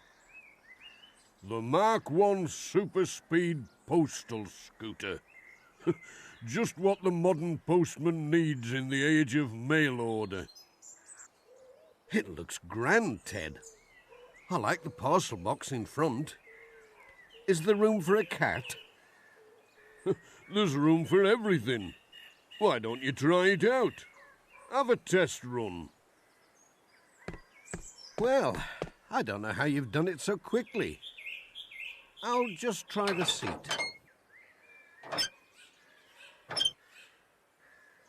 What are you doing, Ted? No! No, don't start the engine! Oh! Help! Call the fire brigade! Oh, mother! Ow!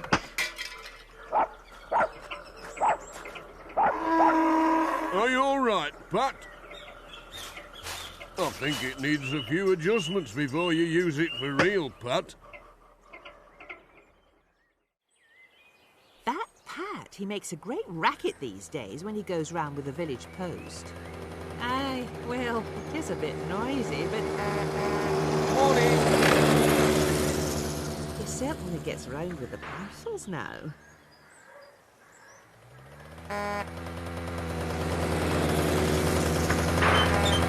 There's nothing like a ride in someone's garden. Mr. Pringle wondered what the noise was, but soon found out. Morning, Mr. Pringle!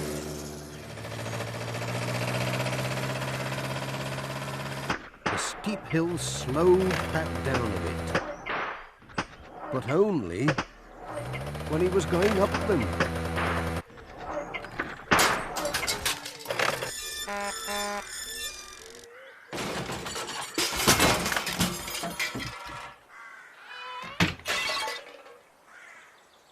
Hello, Pat. Is this one of yours? P.C. Selby was looking for Pat. Morning, Mrs. Goggins. Can I have a quiet word? Morning, P.C. Selby. I thought you might be popping in. Oh, I've had some complaints. It's this high-speed postman of ours. Poor old Pat. He's only trying to do his job. Right enough, but he's making a dickens of a racket and endangering life and limb. Let me have a word with Pat. I know he'll listen to me. No need for him to be in trouble. I'll leave it to you then. Thanks. See you, Mrs. Goggins. Bye, P.C. Selby.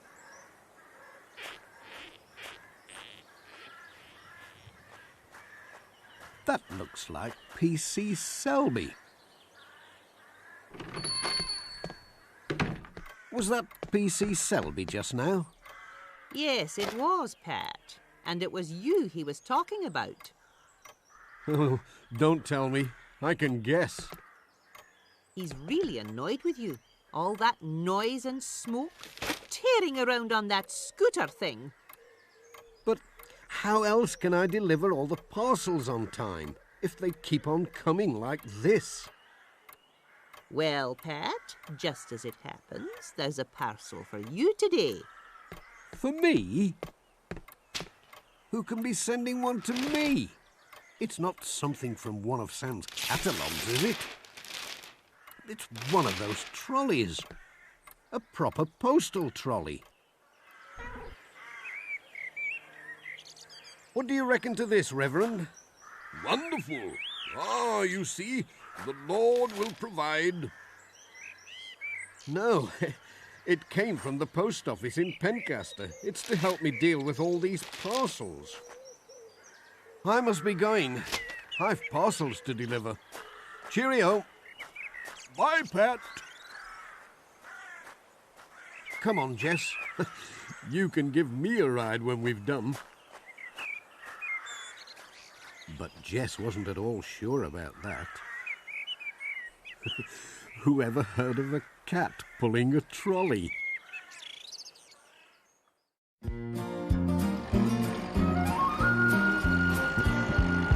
Postman Pat, Postman Pat, Postman Pat, and his black and white cat.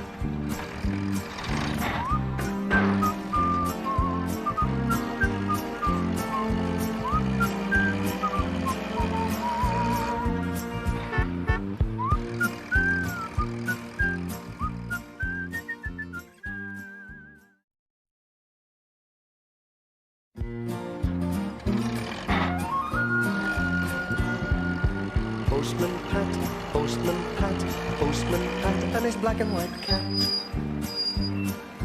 Early in the morning, Just as day is dawning, he picks up all the post bags in his van. Postman Pat, Postman Pat, Postman Pat, and his black and white cat. All the birds are singing, and the day is just beginning. Pat feels he's a really happy man. Everybody knows his bright red van. All his friends will smile as he waves to greet them. Maybe you can never be sure. There'll be knock, ring, letters through your door. Postman Pat, Postman Pat, Postman Pat, and his black and white cat. All the birds are singing, and the day is just beginning. Pat feels he's a really happy man. Pat feels he's a really happy man. Pat feels he's a really happy man.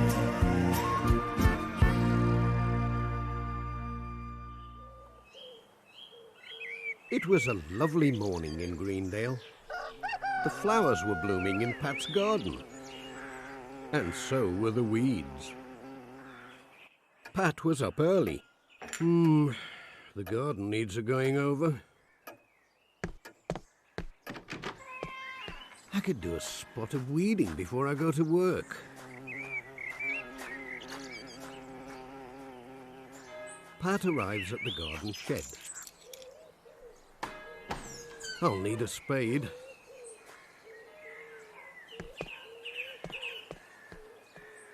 He soon found what he wanted. Here we are. Just the job. This'll help get rid of these blooming weeds.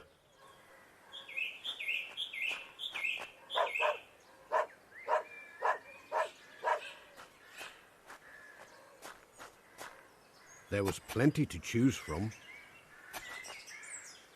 Just look at that time. Pat's going to be late with the post. Pat, you best leave those weeds now. Time's getting on. It's nearly past.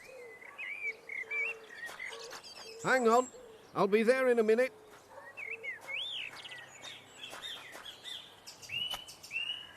I'll just shift this.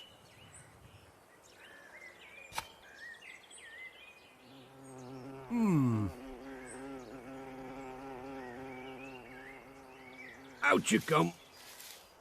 Ooh. Ouch! Oh dear. Help! Sarah was busy and didn't hear Pat come back.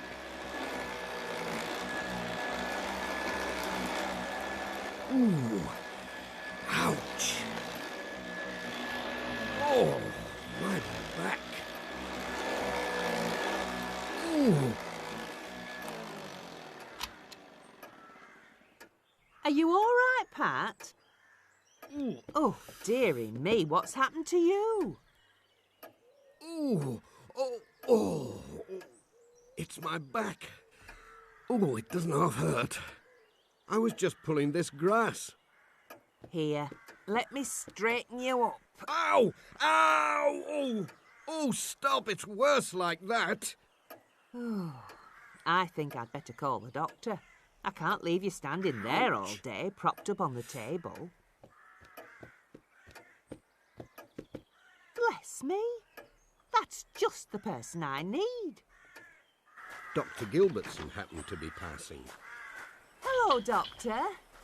Oh, what a piece of luck, seeing you. Poor old Pat's hurt his back. Can you come in and have a look at him? Of course I can. Poor Pat. Now then, Pat, what have you been up to? Oh, hello, Doctor. Only a bit of weeding. Ooh, ow! It's my back. Let's have a look now. Does it hurt when I press here? Ow! Oh! Sorry about that. Yes, you've pulled more than grass. You've pulled a muscle. That's what you've done. And you'll need to rest it. A day in bed, and you'll be as right as rain. Stay in bed? That's right. And I'll send round some lotion to help ease the pain. Oh, dear. Bye for now. Cheerio, Doctor.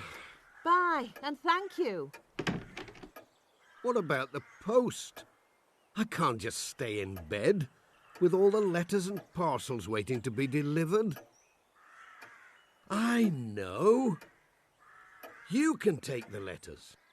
Oh, me? You're joking. Well, I suppose I could. I did work for the post office once, and I can drive. Give old Sid a ring in Pencaster. I'm sure he'll be able to fix it. There's nobody could do it better than you.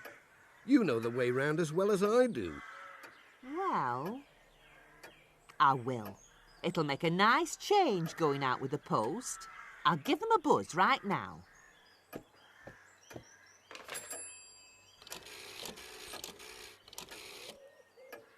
Oh, hello, Sid. Yes, it's Sarah. I'm calling to see if I can replace Pat today. I can't stay here all day. He's got a bad back. That's fine. Yes, you too. Bye. There we are. That's all fixed up. Now, I wonder if Pat's hat will fit me. Oh, postwoman Sarah. What a laugh. I'm off, Pat. Sid gave the OK. Have a nice rest. Bye. Bye, Sarah. Jess wondered what was going on.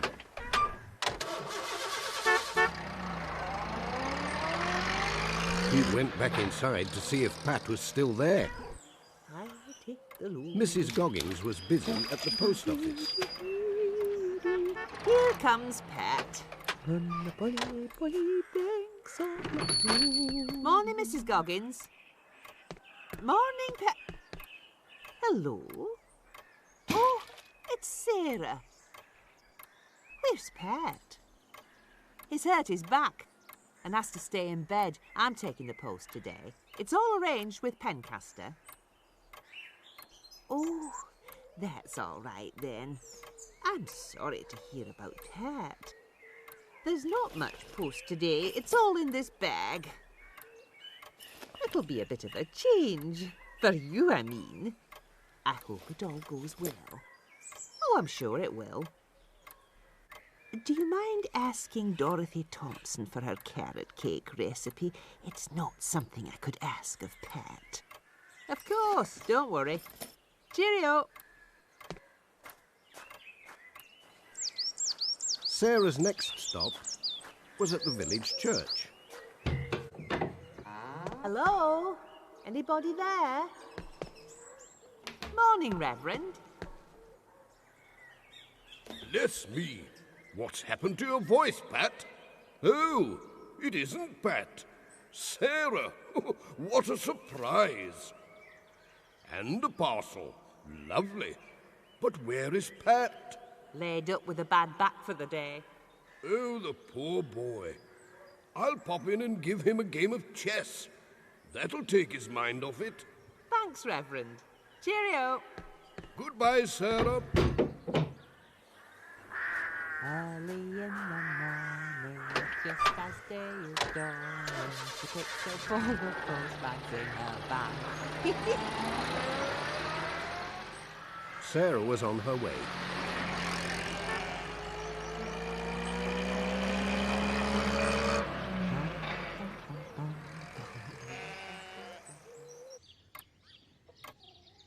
At Thompson Ground, Dorothy Thompson was very busy in the kitchen. That sounds like Pat. Now I wonder if he's forgotten. It'll make a nice surprise. Morning, Pat. I just thought you... Oh, it's Sarah. Yes, Pat's in bed with a bad back. So I'm doing the post today. Pat? With a bad back?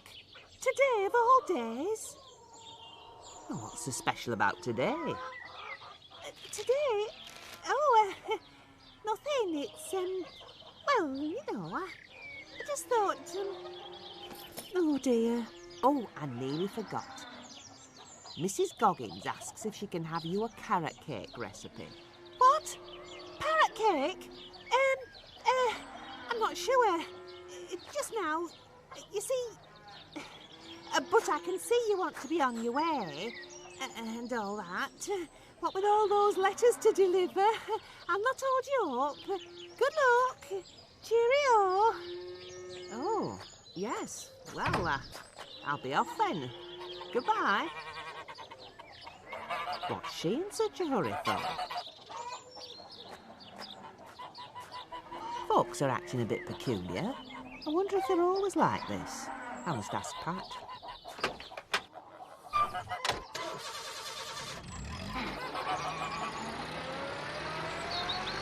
Sarah was on her way.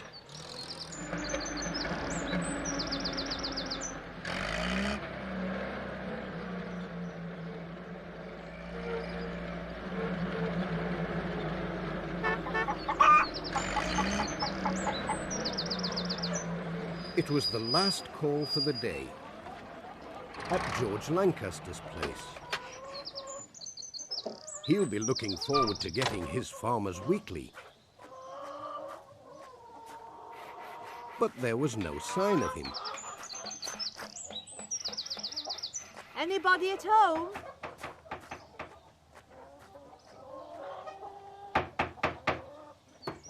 Well, hello, Sarah. What a surprise. Hello, George. Here's your magazine.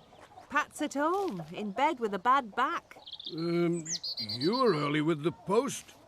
I mean, you mustn't be too quick, must you? Do you fancy a sandwich? No, thanks. I'm fine. I must be going. Well, how about a look at my prize ends, then? Now, isn't this one a beauty? You can hold her if you like. No, thanks, George. I really must be on my way. Nay, you'll not go without a cup of tea, will you? I must see how Pat's getting on. Bye. You could take Pat some eggs. Bye, George.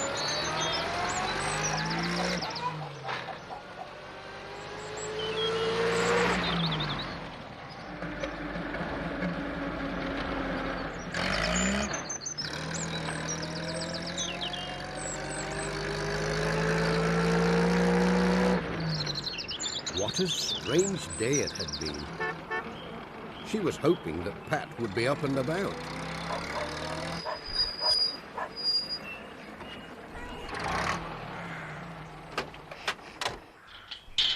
Hello, Jess. Have you been taking good care of Pat? Hello, Pat. I'm home. There was no answer. It's me, Sarah. There was still no reply. Oh, it's dark. Happy anniversary! Happy anniversary! Anniversary? And I thought Pat had forgotten. We all wanted you to have a special party as a big surprise. Have an anniversary cake. I can tell you I had a shock when I saw you coming with the post. Well, I did smell baking, but you didn't give me time to ask about it. And here's one parcel that arrived late. Happy wedding anniversary. Oh, lovely. Oh, but I nearly forgot. How's your back? The ointment I gave him and the day's rest did wonders. Here's to Pat and Sarah. Ornithologist, my fault. Hooray for Greendale! Hooray!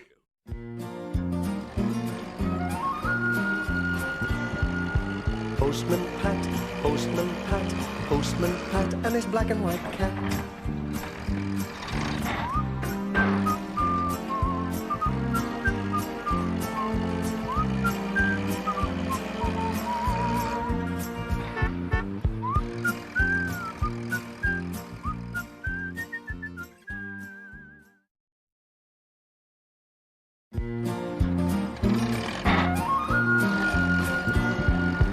Postman Pat, Postman Pat, Postman Pat and his black and white cat. Early in the morning, just as day is dawning, he picks up all the post bags in his van. Postman Pat, Postman Pat, Postman Pat, and his black and white cat. All the birds are singing, and the day is just beginning. Pat feels he's a really happy man. Everybody knows his bright red van. All his friends will smile as he waves to greet them. Maybe you can never be sure. There'll be knock, ring, letters through your door. Postman Pat, Postman Pat, Postman Pat, and his black and white cat. All the birds are singing, and the day is just beginning. Pat feels he's a really happy man. Pat feels he's a really happy man. Pat feels he's a really happy man.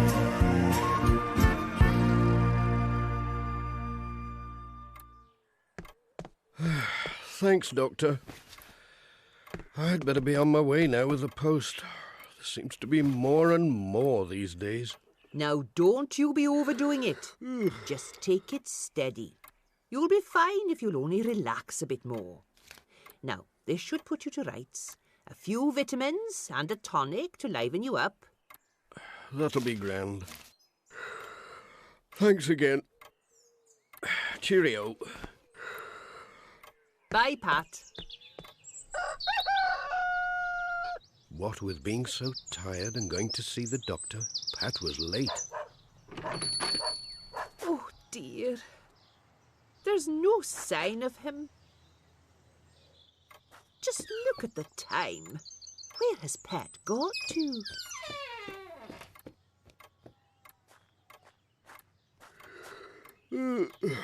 Morning, Mrs. Goggins. Oh dear, I'm so sleepy. Sorry I'm late. I popped in to see Dr. Gilbertson. Oh, I just feel so sleepy. Oh, Pat, I'm sorry to see you like this. What with all the post to be delivered. If only they could send somebody from Pencaster to give a hand. A day or two even. But it seems there's nobody to take your place.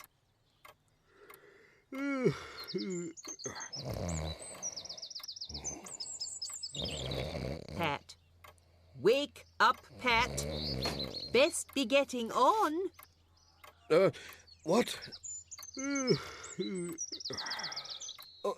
Oh, yes.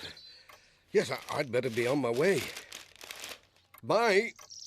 Bye, Pat. It must be nice being a cat. Snoozing all day in a nice, warm, comfy van.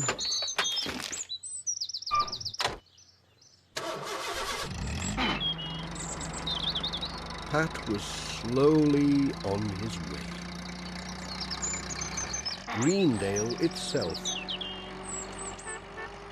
seemed sleepy today. But not in Ted Glenn's workshop. Something was clicking and whirring and beeping all day. Hello? What was happening? Ted! Morning, Pat. Sorry, can't stop. Morning, Ted. Whatever are you up to with all these boxes? Come and have a look at this. My new computer. Can you pass a pile of that paper? What? This? Whoops! It's all joined together.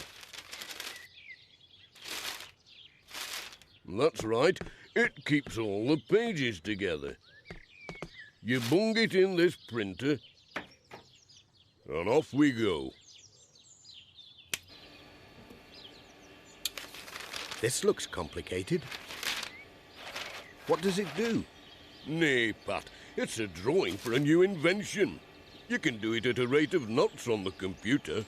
Not like pencil and paper. It even keeps going while I'm asleep. Sounds all right to me. Do you think it could deliver letters while I'm asleep? A robot. That's what you need, Pat. Look at this book. It tells you how to make them. Computer-controlled.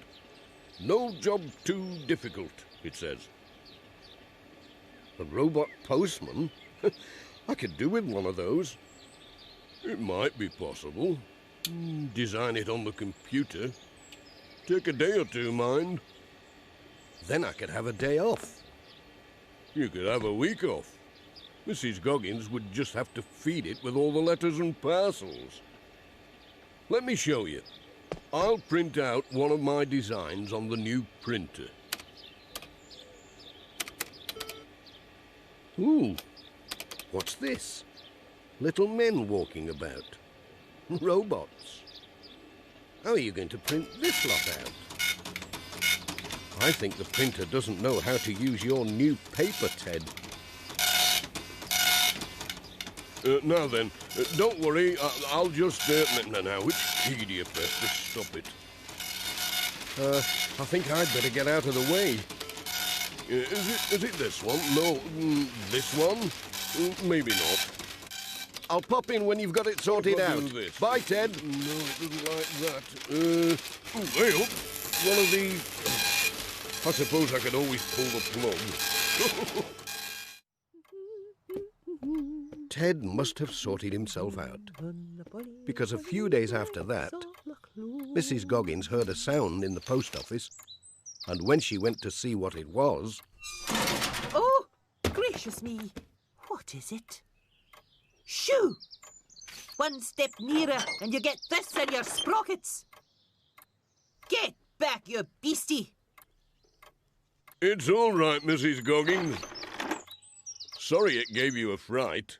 You see, it's the new robot postman, out for its test run, to help give Pat a rest. Just try it with some of the post. Well, I don't know about that. Trusting the mail to such a contraption. There's no need to worry. It's all worked out by computer. Can't go wrong. Look, I'll show you.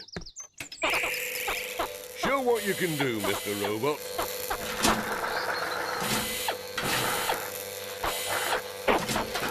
Oi! Look out! Just what I supposed. I've heard about these computers. Just needs a slight adjustment. Let's see, should this be up or down? I'll leave you to your contraption, Ted, if you don't mind. There's work to be done. Hey up, look out, it's off. The beast has pinched the post out. Stop him, Ted. Oh dear, no, I don't know how that's happened.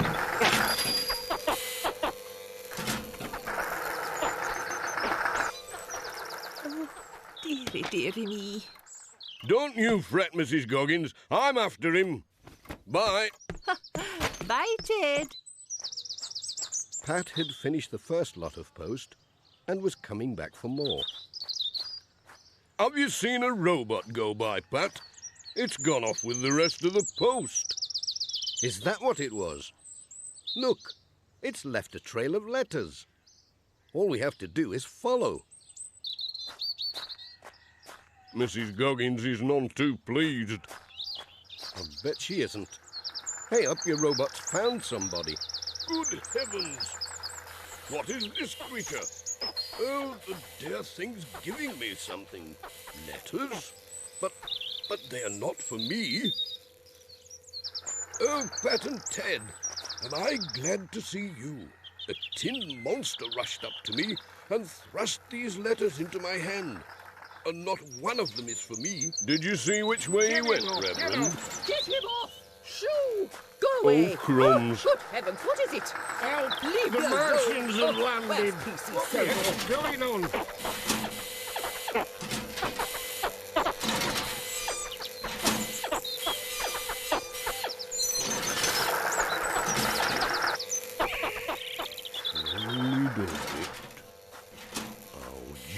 switch you off. Hey, give over. It's not for me, you idiot. Come back. Oh dear, it's not programmed to come back. George, see who that is, will you? I heck, it's Summit on wheels. Oh, and it's given me a letter. Daft kettle. That's you do.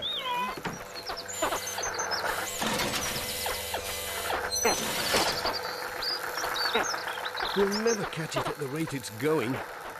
What we need is transport. Come on. This is where we keep the post bus. Quick, hop in.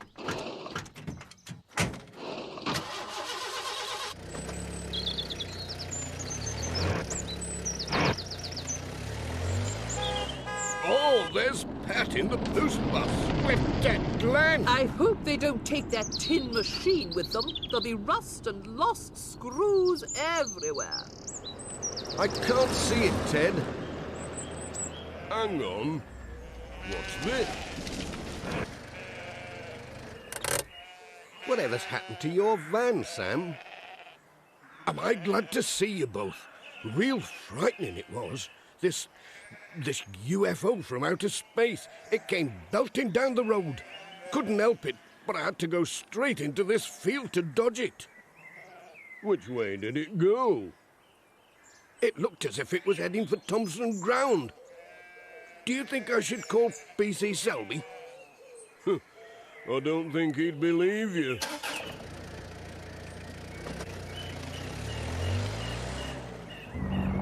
Let's take a shortcut across the field. We might be able to cut it off before it gets there. Here, don't forget, I'm in the back.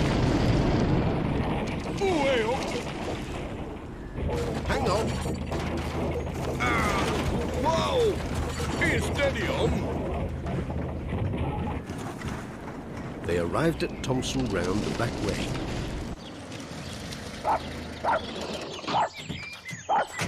Quick, Pat, before it does any damage.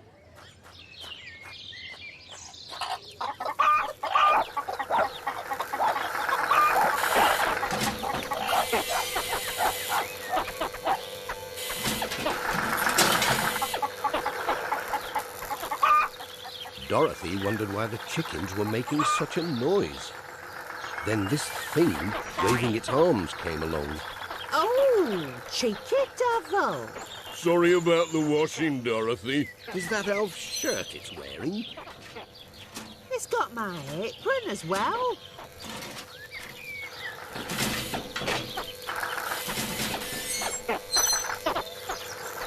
Who's this driving through the farmyard? Hey up! It's a muddy field. Won't go far. Is that the shirt it's wearing? I'll tell you later. He's slowing down. Must have mud up to its chin. He's stuck. Can't move. Right. I better go and fetch it. Well, it was a nice try, Ted. Thanks. Nay, leave it for now. It makes a grand scarecrow. I've been having no end of bother with the crows, and look, it scared them off. As for the robot, he seemed quite happy where he was, keeping the crows away from Alf's field.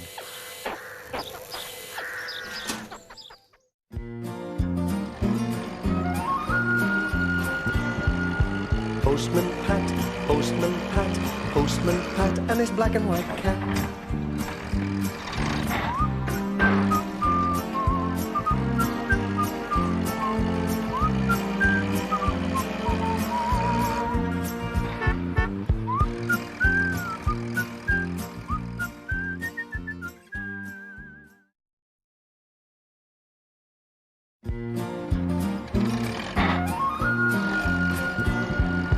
Postman Pat, Postman Pat, Postman Pat, and his black and white cat. Early in the morning, Just as day is dawning, he picks up all the post bags in his van. Postman Pat, Postman Pat, Postman Pat, and his black and white cat. All the birds are singing, and the day is just beginning. Pat feels he's a really happy man. Everybody knows his bright red van. All his friends will smile as he waves to greet them. Maybe you can never be sure. There'll be knock, ring, letters through your door. Postman Pat, Postman Pat, Postman Pat, and his black and white cat. All the birds are singing, and the day is just beginning. Pat feels he's a really happy man. Pat feels he's a really happy man. Pat feels he's a really happy man.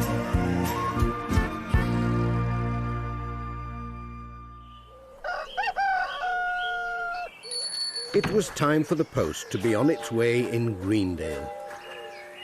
Time to get a move on, Jess.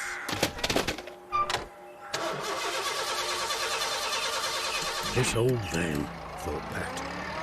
Wasn't it about time he had something a little more up to date?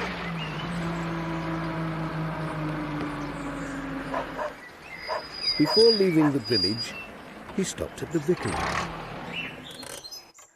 Oh, dear me, what a rush!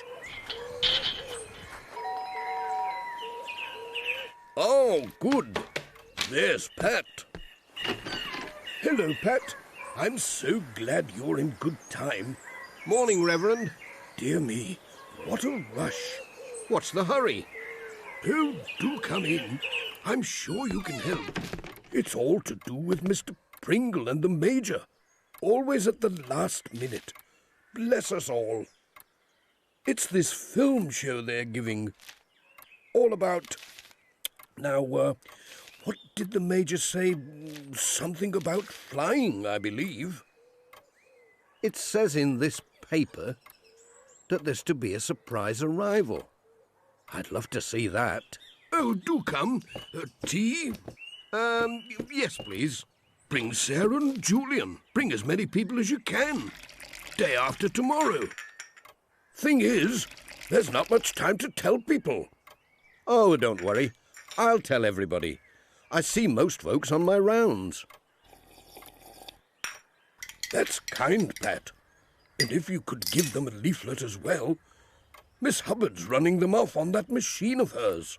She's my next call. I'll pick up a good pile of leaflets, don't you worry. Thanks for the tea. Bye. Bye, Pat. Pat couldn't help wondering what the surprise arrival was to be. Would the Major be dressing up? Maybe he'd come in a new car. And would Miss Hubbard know about these things?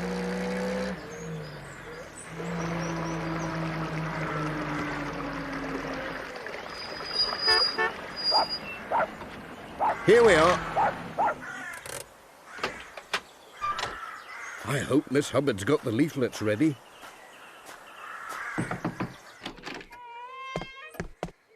Anyone at home? Morning, Pat. Oh, you're just in time. Hello, Miss Hubbard. Anything the matter?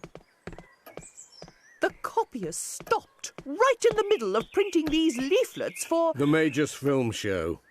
Oh, so you know. Well, there's not a minute to lose. It's all in a rush. But I'm sure you'll find the fault in no time.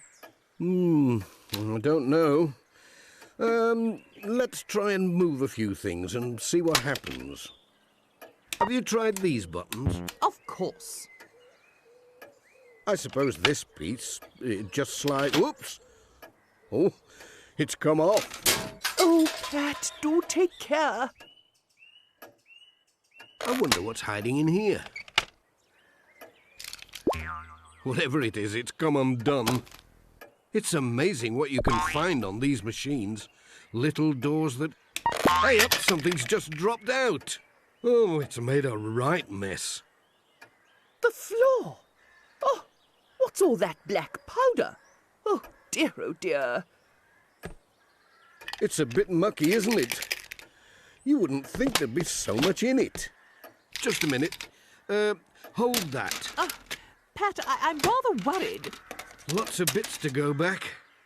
There's got to be something in here. There you are. A piece of paper jamming the works. Now, where did this come from?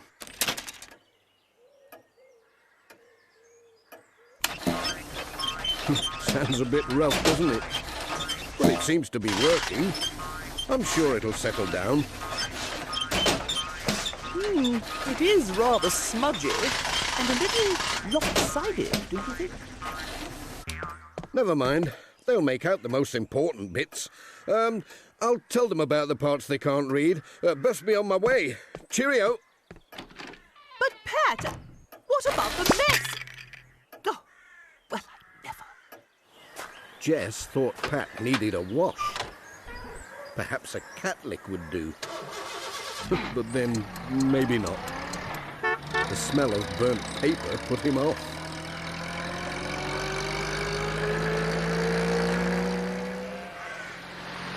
Thompson Brown, next stop.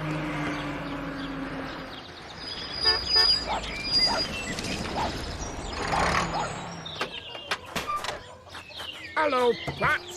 Morning, Pat. Morning, everyone. A mucky one, if you ask me. I wish you'd told us you were sweeping chimneys in your spare time. We've got a couple that need doing. Oh, don't you listen to him, Pat.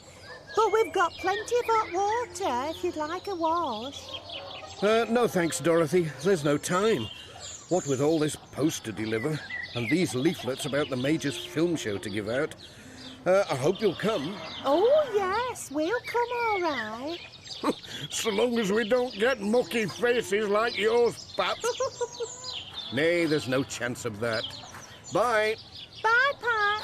Cheerio.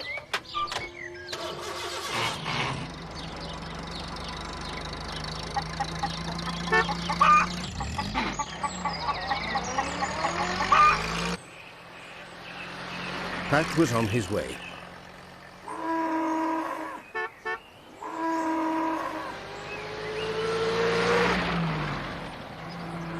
Ted Glenn was sorting out some wood when Pat arrived. Hello, Pat. Hello, Ted. What's all this about, then? A film show? I've always been interested in flying. I'll definitely be there. But what have you been up to, Pat? Mending that old van of yours again? Oh, it's a long story, Ted. And I haven't got time to stop. Anyway, I'll see you at the film show. Bye. Right you are then, Pat. Cheers. The day of the film show came. Children, down at the front, A please. spool torch. When does it start? Will they be selling ice cream? I Come and knew sit it. down. It's dropped. Oh, I knew the Major would be late. Good. Here's Pat. I'm sure he can help. Have you seen the Major, Pat? Missing, is he, Reverend? Did I tell you about the surprise? Surprise, Reverend? I think you did mention it. Yes, the Major promised there would be a surprise. But oh dear, he's late. Tell you what, I'll pop up to Garner Hall and see if he needs a hand with anything. Won't be long.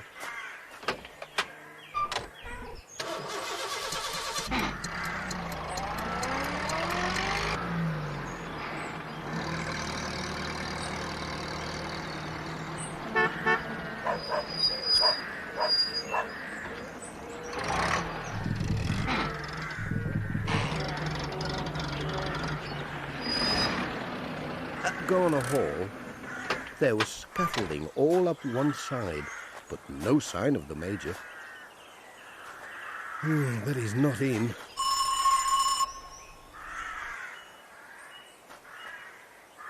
Help! Ahoy! What's that? You down there! I'm hearing voices. Pat! Can't you hear me, man? Hello? By Jove, the man's deaf. Where are you?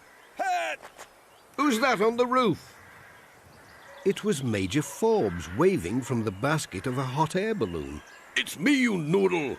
Do pay attention, Pat. My jolly old anchor rope has got mixed up with the chimneys, what? Be a good fellow.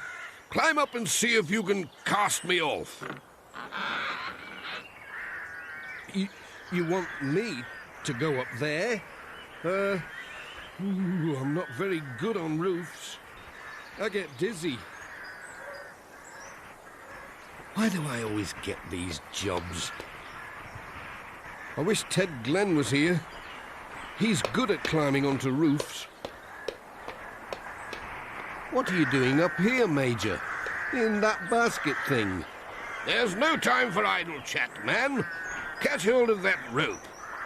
I don't believe I'm doing this. It's wrapped itself round the chimney stack. Steady on.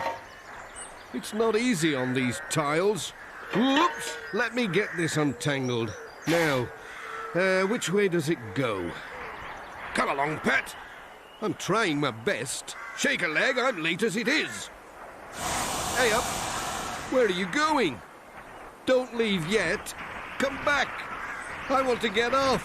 I'll be with you in a jiffy. But I'm out here, and I don't like it. Now that we're moving, must see all shipshape. Help! I want to get off. Ooh. Where's my van? Sorry, Pat. Can't stop. Just hang on for dear life. Ooh, it's a long way down there. Help! Pull me up. Stop fussing, man, and get in. Heave-ho! Put me down. I want to get off. Ooh. You're all right now. Safe and sound. Where has the Major got to? I can't see anyone. Can you... Oops. Oh, I'm sorry. It's all this looking up at the sky. It's making me quite dizzy. The sky is where the surprise is coming from, Reverend. But I can't see what that has to do with Major Forbes. Look, what's that? Where? Oh, look. That big thing in the sky. It's coming this way. It's a balloon. There's the church. And the post office. Hey up, Major. There's a tree coming up fast. I'll give her a blast. Up she goes. Well, I never. Pat and the Major in a hot air balloon. What a surprise indeed. The Major and Pat dropping from the skies. There's the Major. And Pat. Wow, what a lark. Yippee! This is great. Yeah, super fast. I would never have done it without Pat. It was those stupid chimneys of mine. Got caught, what? I would never have guessed, Major, that you were an expert on hot air balloons. Now come and tell us some more. Hello, one and all. Nice to see so many of you here today. I thought it might be of interest if I told you of my adventures travelling by hot air balloon in different places around the world. Thank you, Mr. Pringle. Quiet, children. I was stationed at the time on the west coast of Africa, and my first trip started just outside the town of Binji. I remember just missing the rooftops by inches.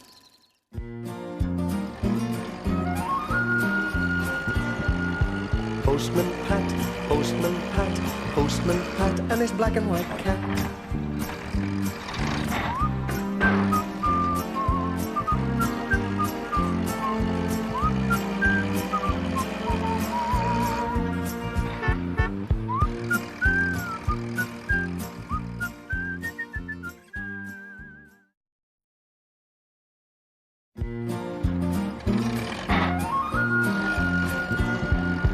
Postman Pat, Postman Pat, Postman Pat, and his black and white cat.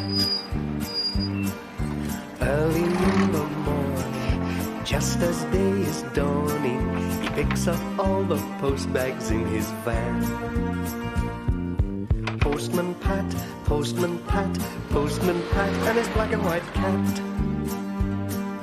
All the birds are singing, and the day is just beginning. Pat feels he's a really happy man. Everybody knows his bright red van. All his friends will smile as he waves to greet them. Maybe you can never be sure. There'll be knock, ring, letters through your door. Postman Pat, Postman Pat, Postman Pat, and his black and white cat. All the birds are singing, and the day is just beginning. Pat feels he's a really happy man. Pat feels he's a really happy man. Pat feels he's a really happy man.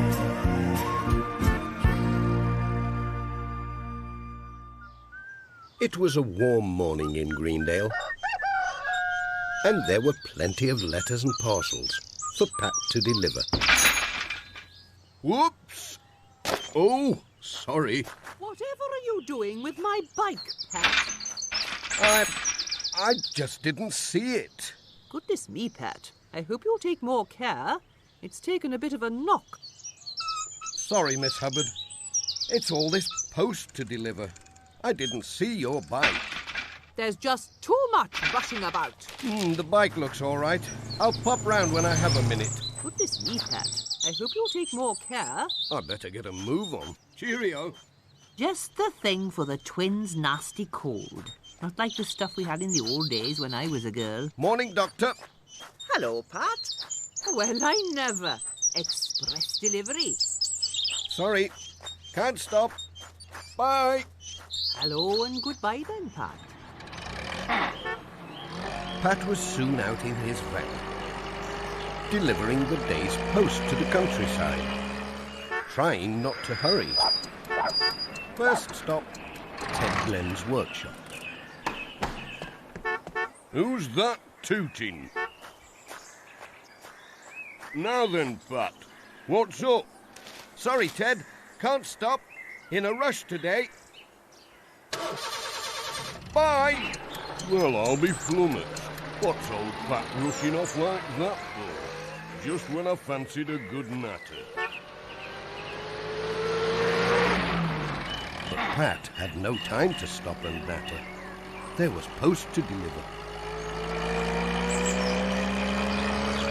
First, some letters for Greendale Farm.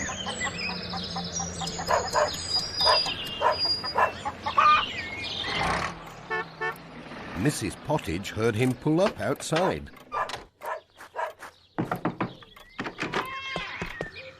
Morning. Morning, Pat. You're just in time for a cup of tea. Very kind of you. Just half a cup, please. You're not telling me there's so much post that you can't stop for a chat? That reminds me. I'll have to find time to call on Miss Hubbard. I ran into her bike this morning. Rushing about. Oh, that's what Miss Hubbard said. Hey, is that the right time? I'll have to get a move on. There's a lot to do today. Thanks for the tea. Bye, Mrs. Pottage. Bye, Pat. Outside, Jess wasn't looking too happy. Hey up, Jess. What's happened? Oh, my sandwiches. Who's done that? They've eaten the whole lot, rotten things. The sandwich robbers of Greendale strike again. It can't be the hens this time. This is a case for P.C. Selby. But no time to stop for clues.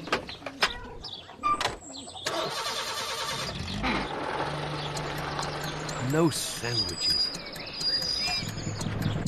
And miles away from home.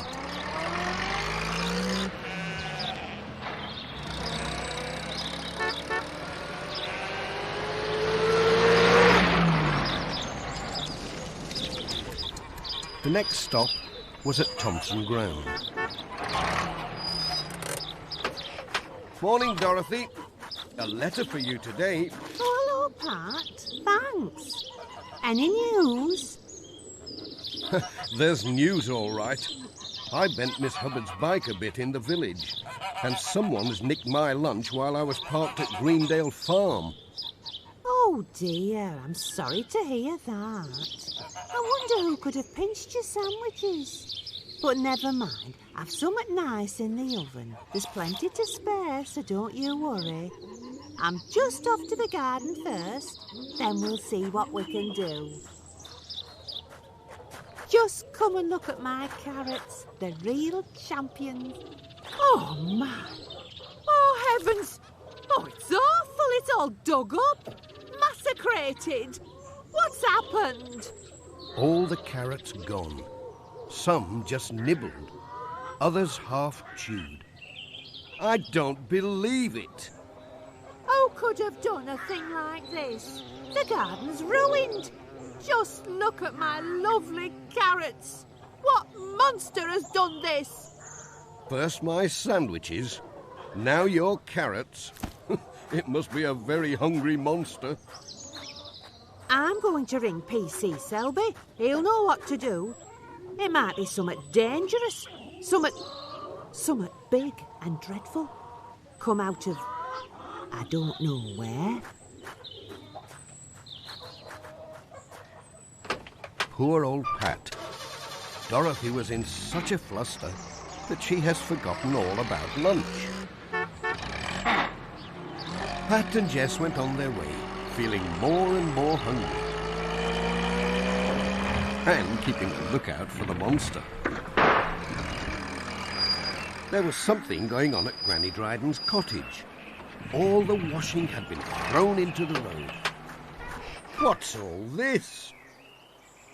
Oh, Pat, look at me washing. The line's broken and me new sheets are all dirty in the road.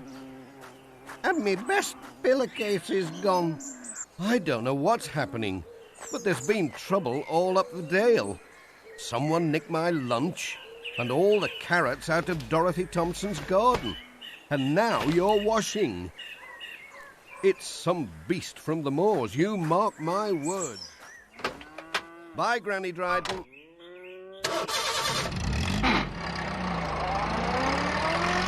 Bye, Pat.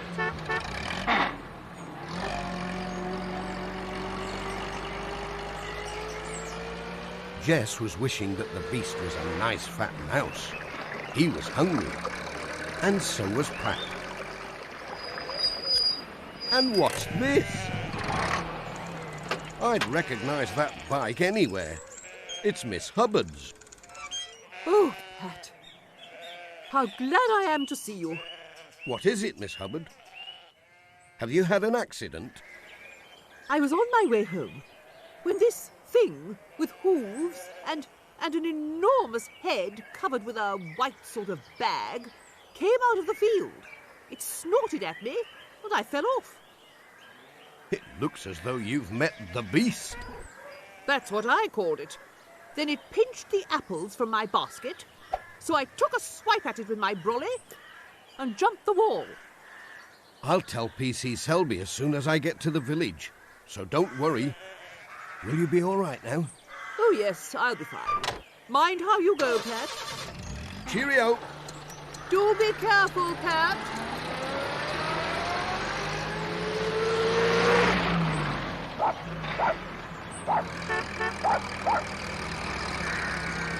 There was a registered letter for the Major.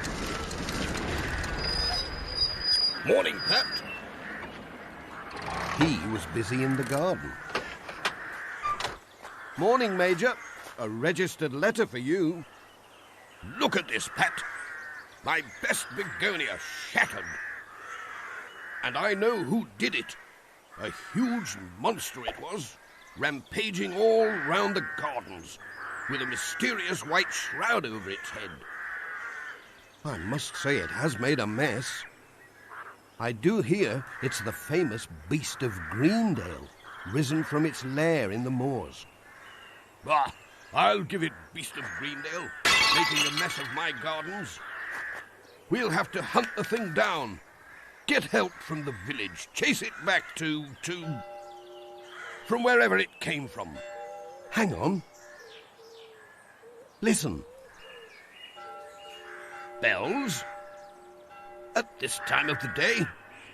I can't think why. Unless... By Jove! The beast is after the Reverend, and he's calling for help. Come along, Pat. Not a minute to lose.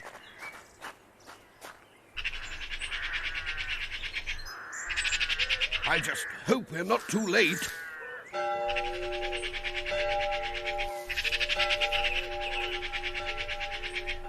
Whatever is going on? The noise. Morning, Reverend. Glad to see you fit and well. Oh, hello, Major Forbes. And Pat, I am glad you've come. We thought it was you ringing the bell. No, I'm not ringing the bell. I mean, how can I be? The bell rope's inside, and I'm out here. Oh, dear. Right, men. We'd better investigate. Lead the way, Major. I think you should go first, Pat. I'll bring up the rear. Off you go, chap.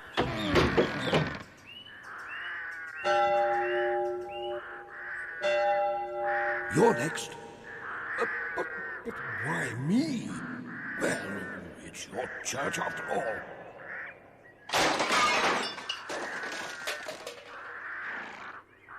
Are you coming with me, Major? Well, no. Bad strategy. I'll stay here and secure your line of retreat, what? Off you go, there's a good chap. Nothing to worry about.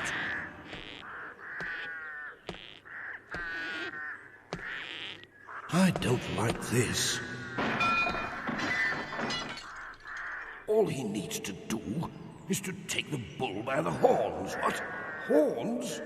Did you say horns? Hello? I think we've found the beast of Greendale. Quick, run! Say, do be careful, Major. Well, I never fancy finding him here. Here, give over, you little devil. I can hardly hear myself think with that bell you've got entangled with. Ouch! That was my foot. Morning, all. Well, I never. What is he doing? Oh, Dad, you've caught her at last. Yes, well, it's a pity it took me so long. Who knows what she's been up to, apart from getting entangled in this bell rope and making a racket. And we all thought it was the beast of Greendale. Beast of what? Oh, dear me, it's no beast. It's only Lucy's pony. I'll make up for any damage she's done. I think you'll have a few gardens to dig and put to rights. I'll help. We'll all help. Beast of Greendale.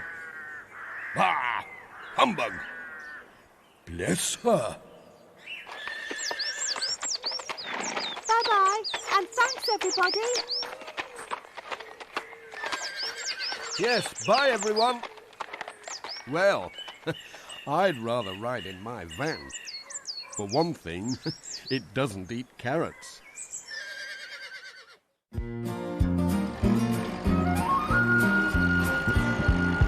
Postman Pat, Postman Pat, Postman Pat, and his black and white cat.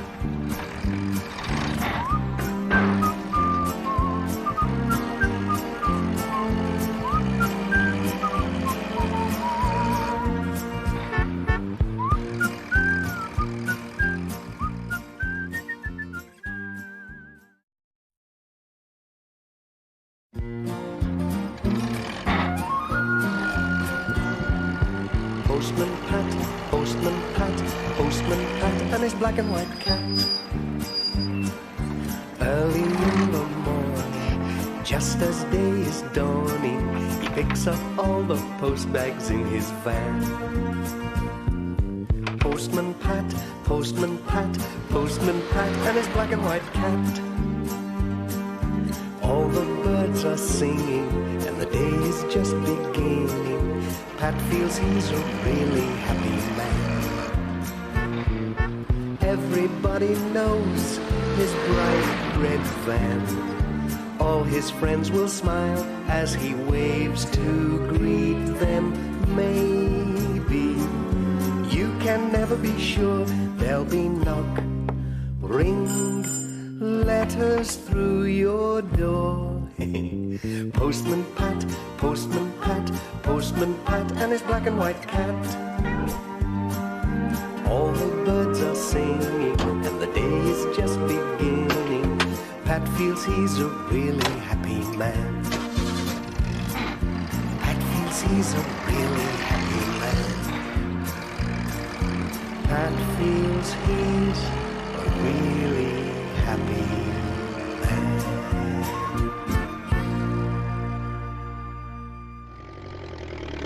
It all started early one morning when Peter Fogg met Mrs. Pottage. Morning, Peter. Morning, Mrs. Pottage. She was on her way to the post office with a big parcel.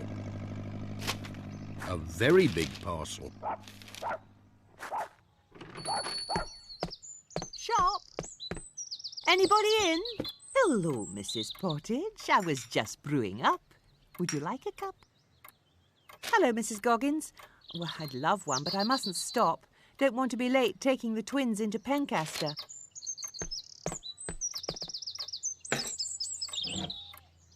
Not too disappointed about the tour, are they? They'll be back by this evening, in time to join in the fun. How much for the parcel? There, now, that'll be £3, please. Still, it's a pity the twins will be missing the mystery tour. Oh, they're too excited about their birthday treat to worry about that.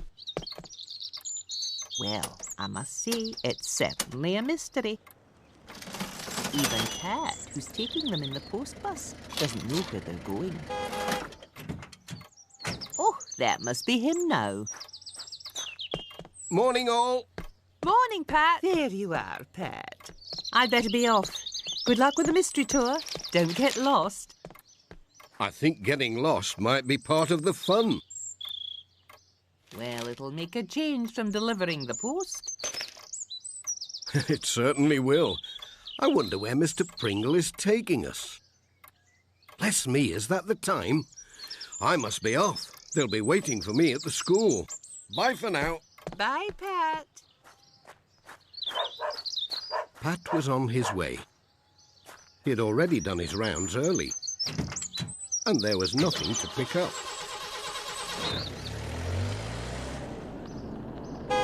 Good morning, Pat. Morning.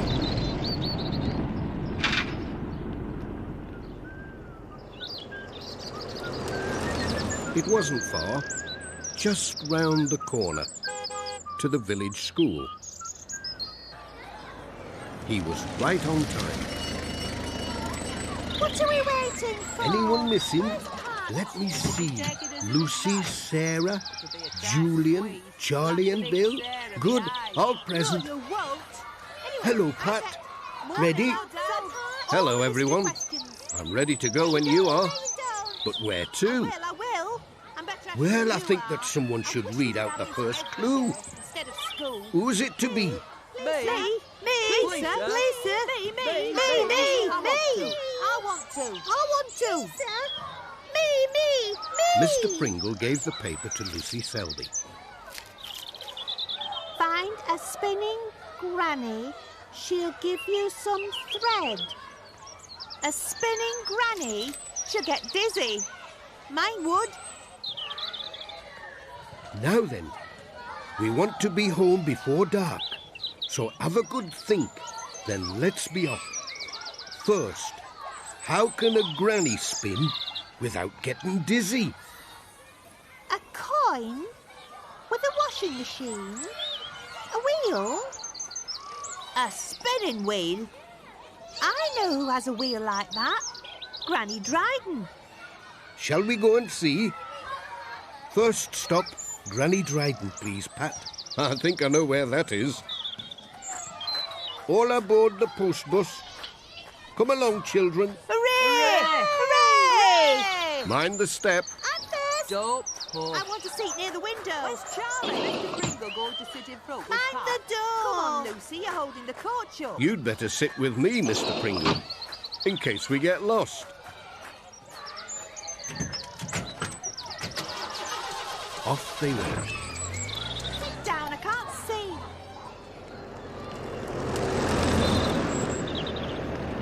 I bet I'll solve all the mystery questions. Bet you don't, I bet you don't. I will.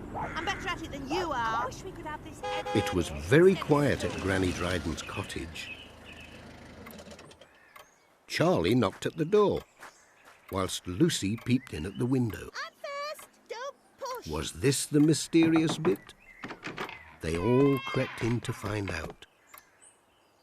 What a surprise! Sitting at an old-fashioned spinning wheel, in clothes they had only seen in books, was Granny Dryden, fast asleep.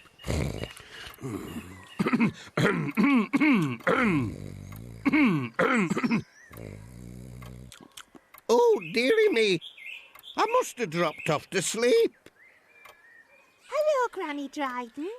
We're the mystery tour. We've come for the thread. I nearly forgot. Now, what did I do with it? It's somewhere in here. Ah, what's this? That's it, I think. Thanks, Granny Dryden. Oh, a little parcel. There's a reel of cotton, and it says on the paper, go to a place where the night is not dark. Give the cotton to a lady.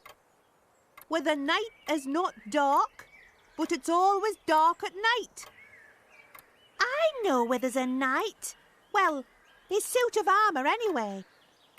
At Garner Hall, where Major Forbes lives. And the suit of armour is bright and shiny, so it's never dark. What about the lady? There's only Major Forbes at Garner Hall. I suggest we go and find out. Bye, Granny Dryden. Cheerio. Bye. Bye-bye. Won't you stop for a cup of tea? Oh, we'd love one, but we have to be off. Sorry. Bye. Thanks, Granny Dryden. I wish we could have this every day instead of school. All aboard for Garner Hall.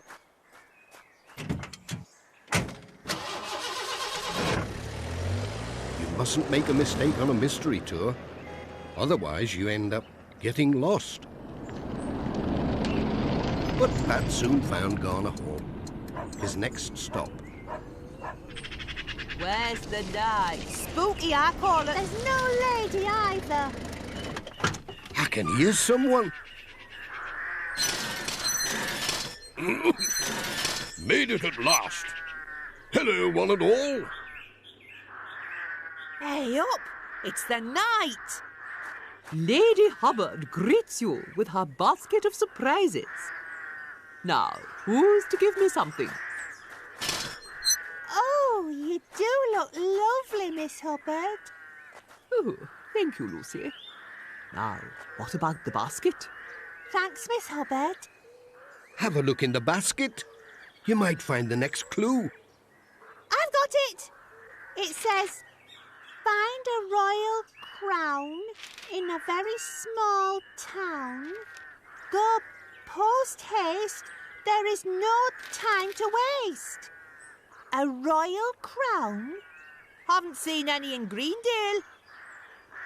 There's one on the post bus. And there's another on Pat's van. Pat always stops at the post office. We'll ask him to stop there again today, shall we? Come on. Good luck.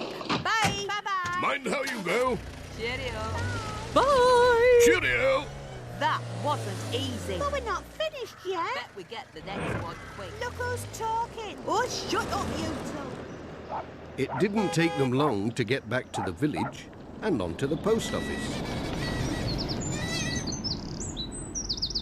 Here they come. Oh, I feel all funny dressed up like this. Hooray for Greendale. Gracious me. It sounds as though you're at a football match.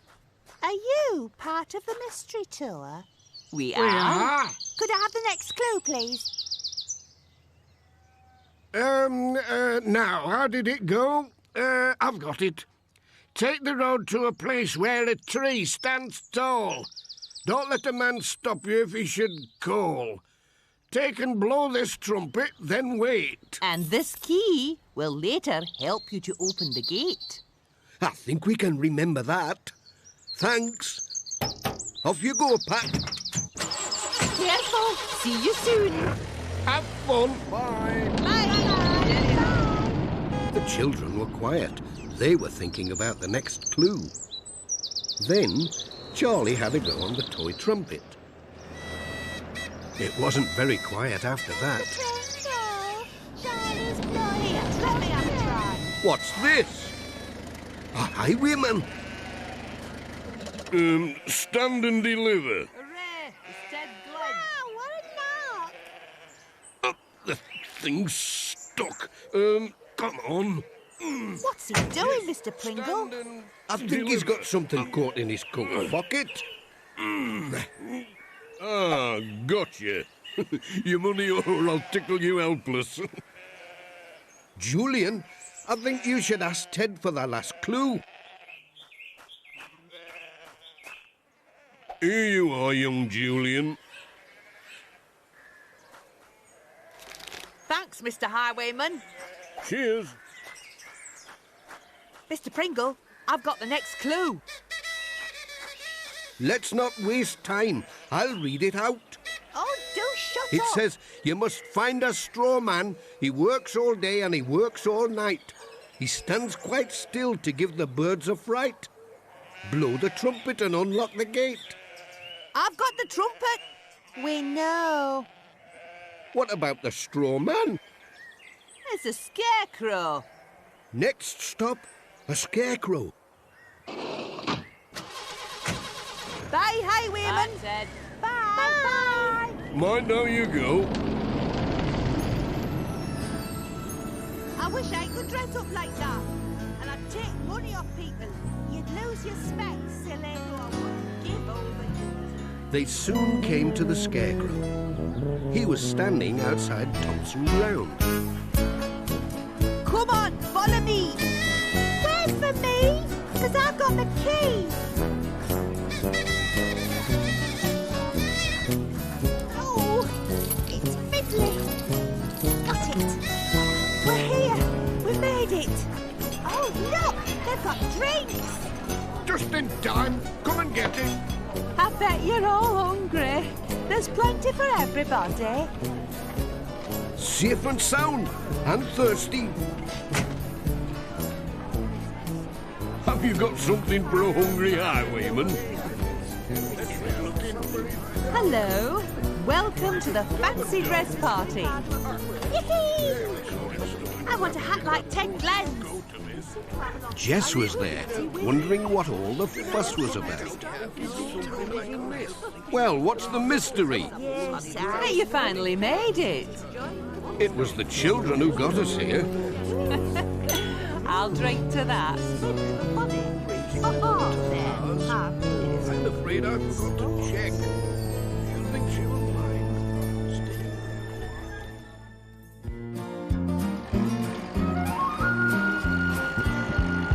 Postman Pat, Postman Pat, Postman Pat, and his black and white cat.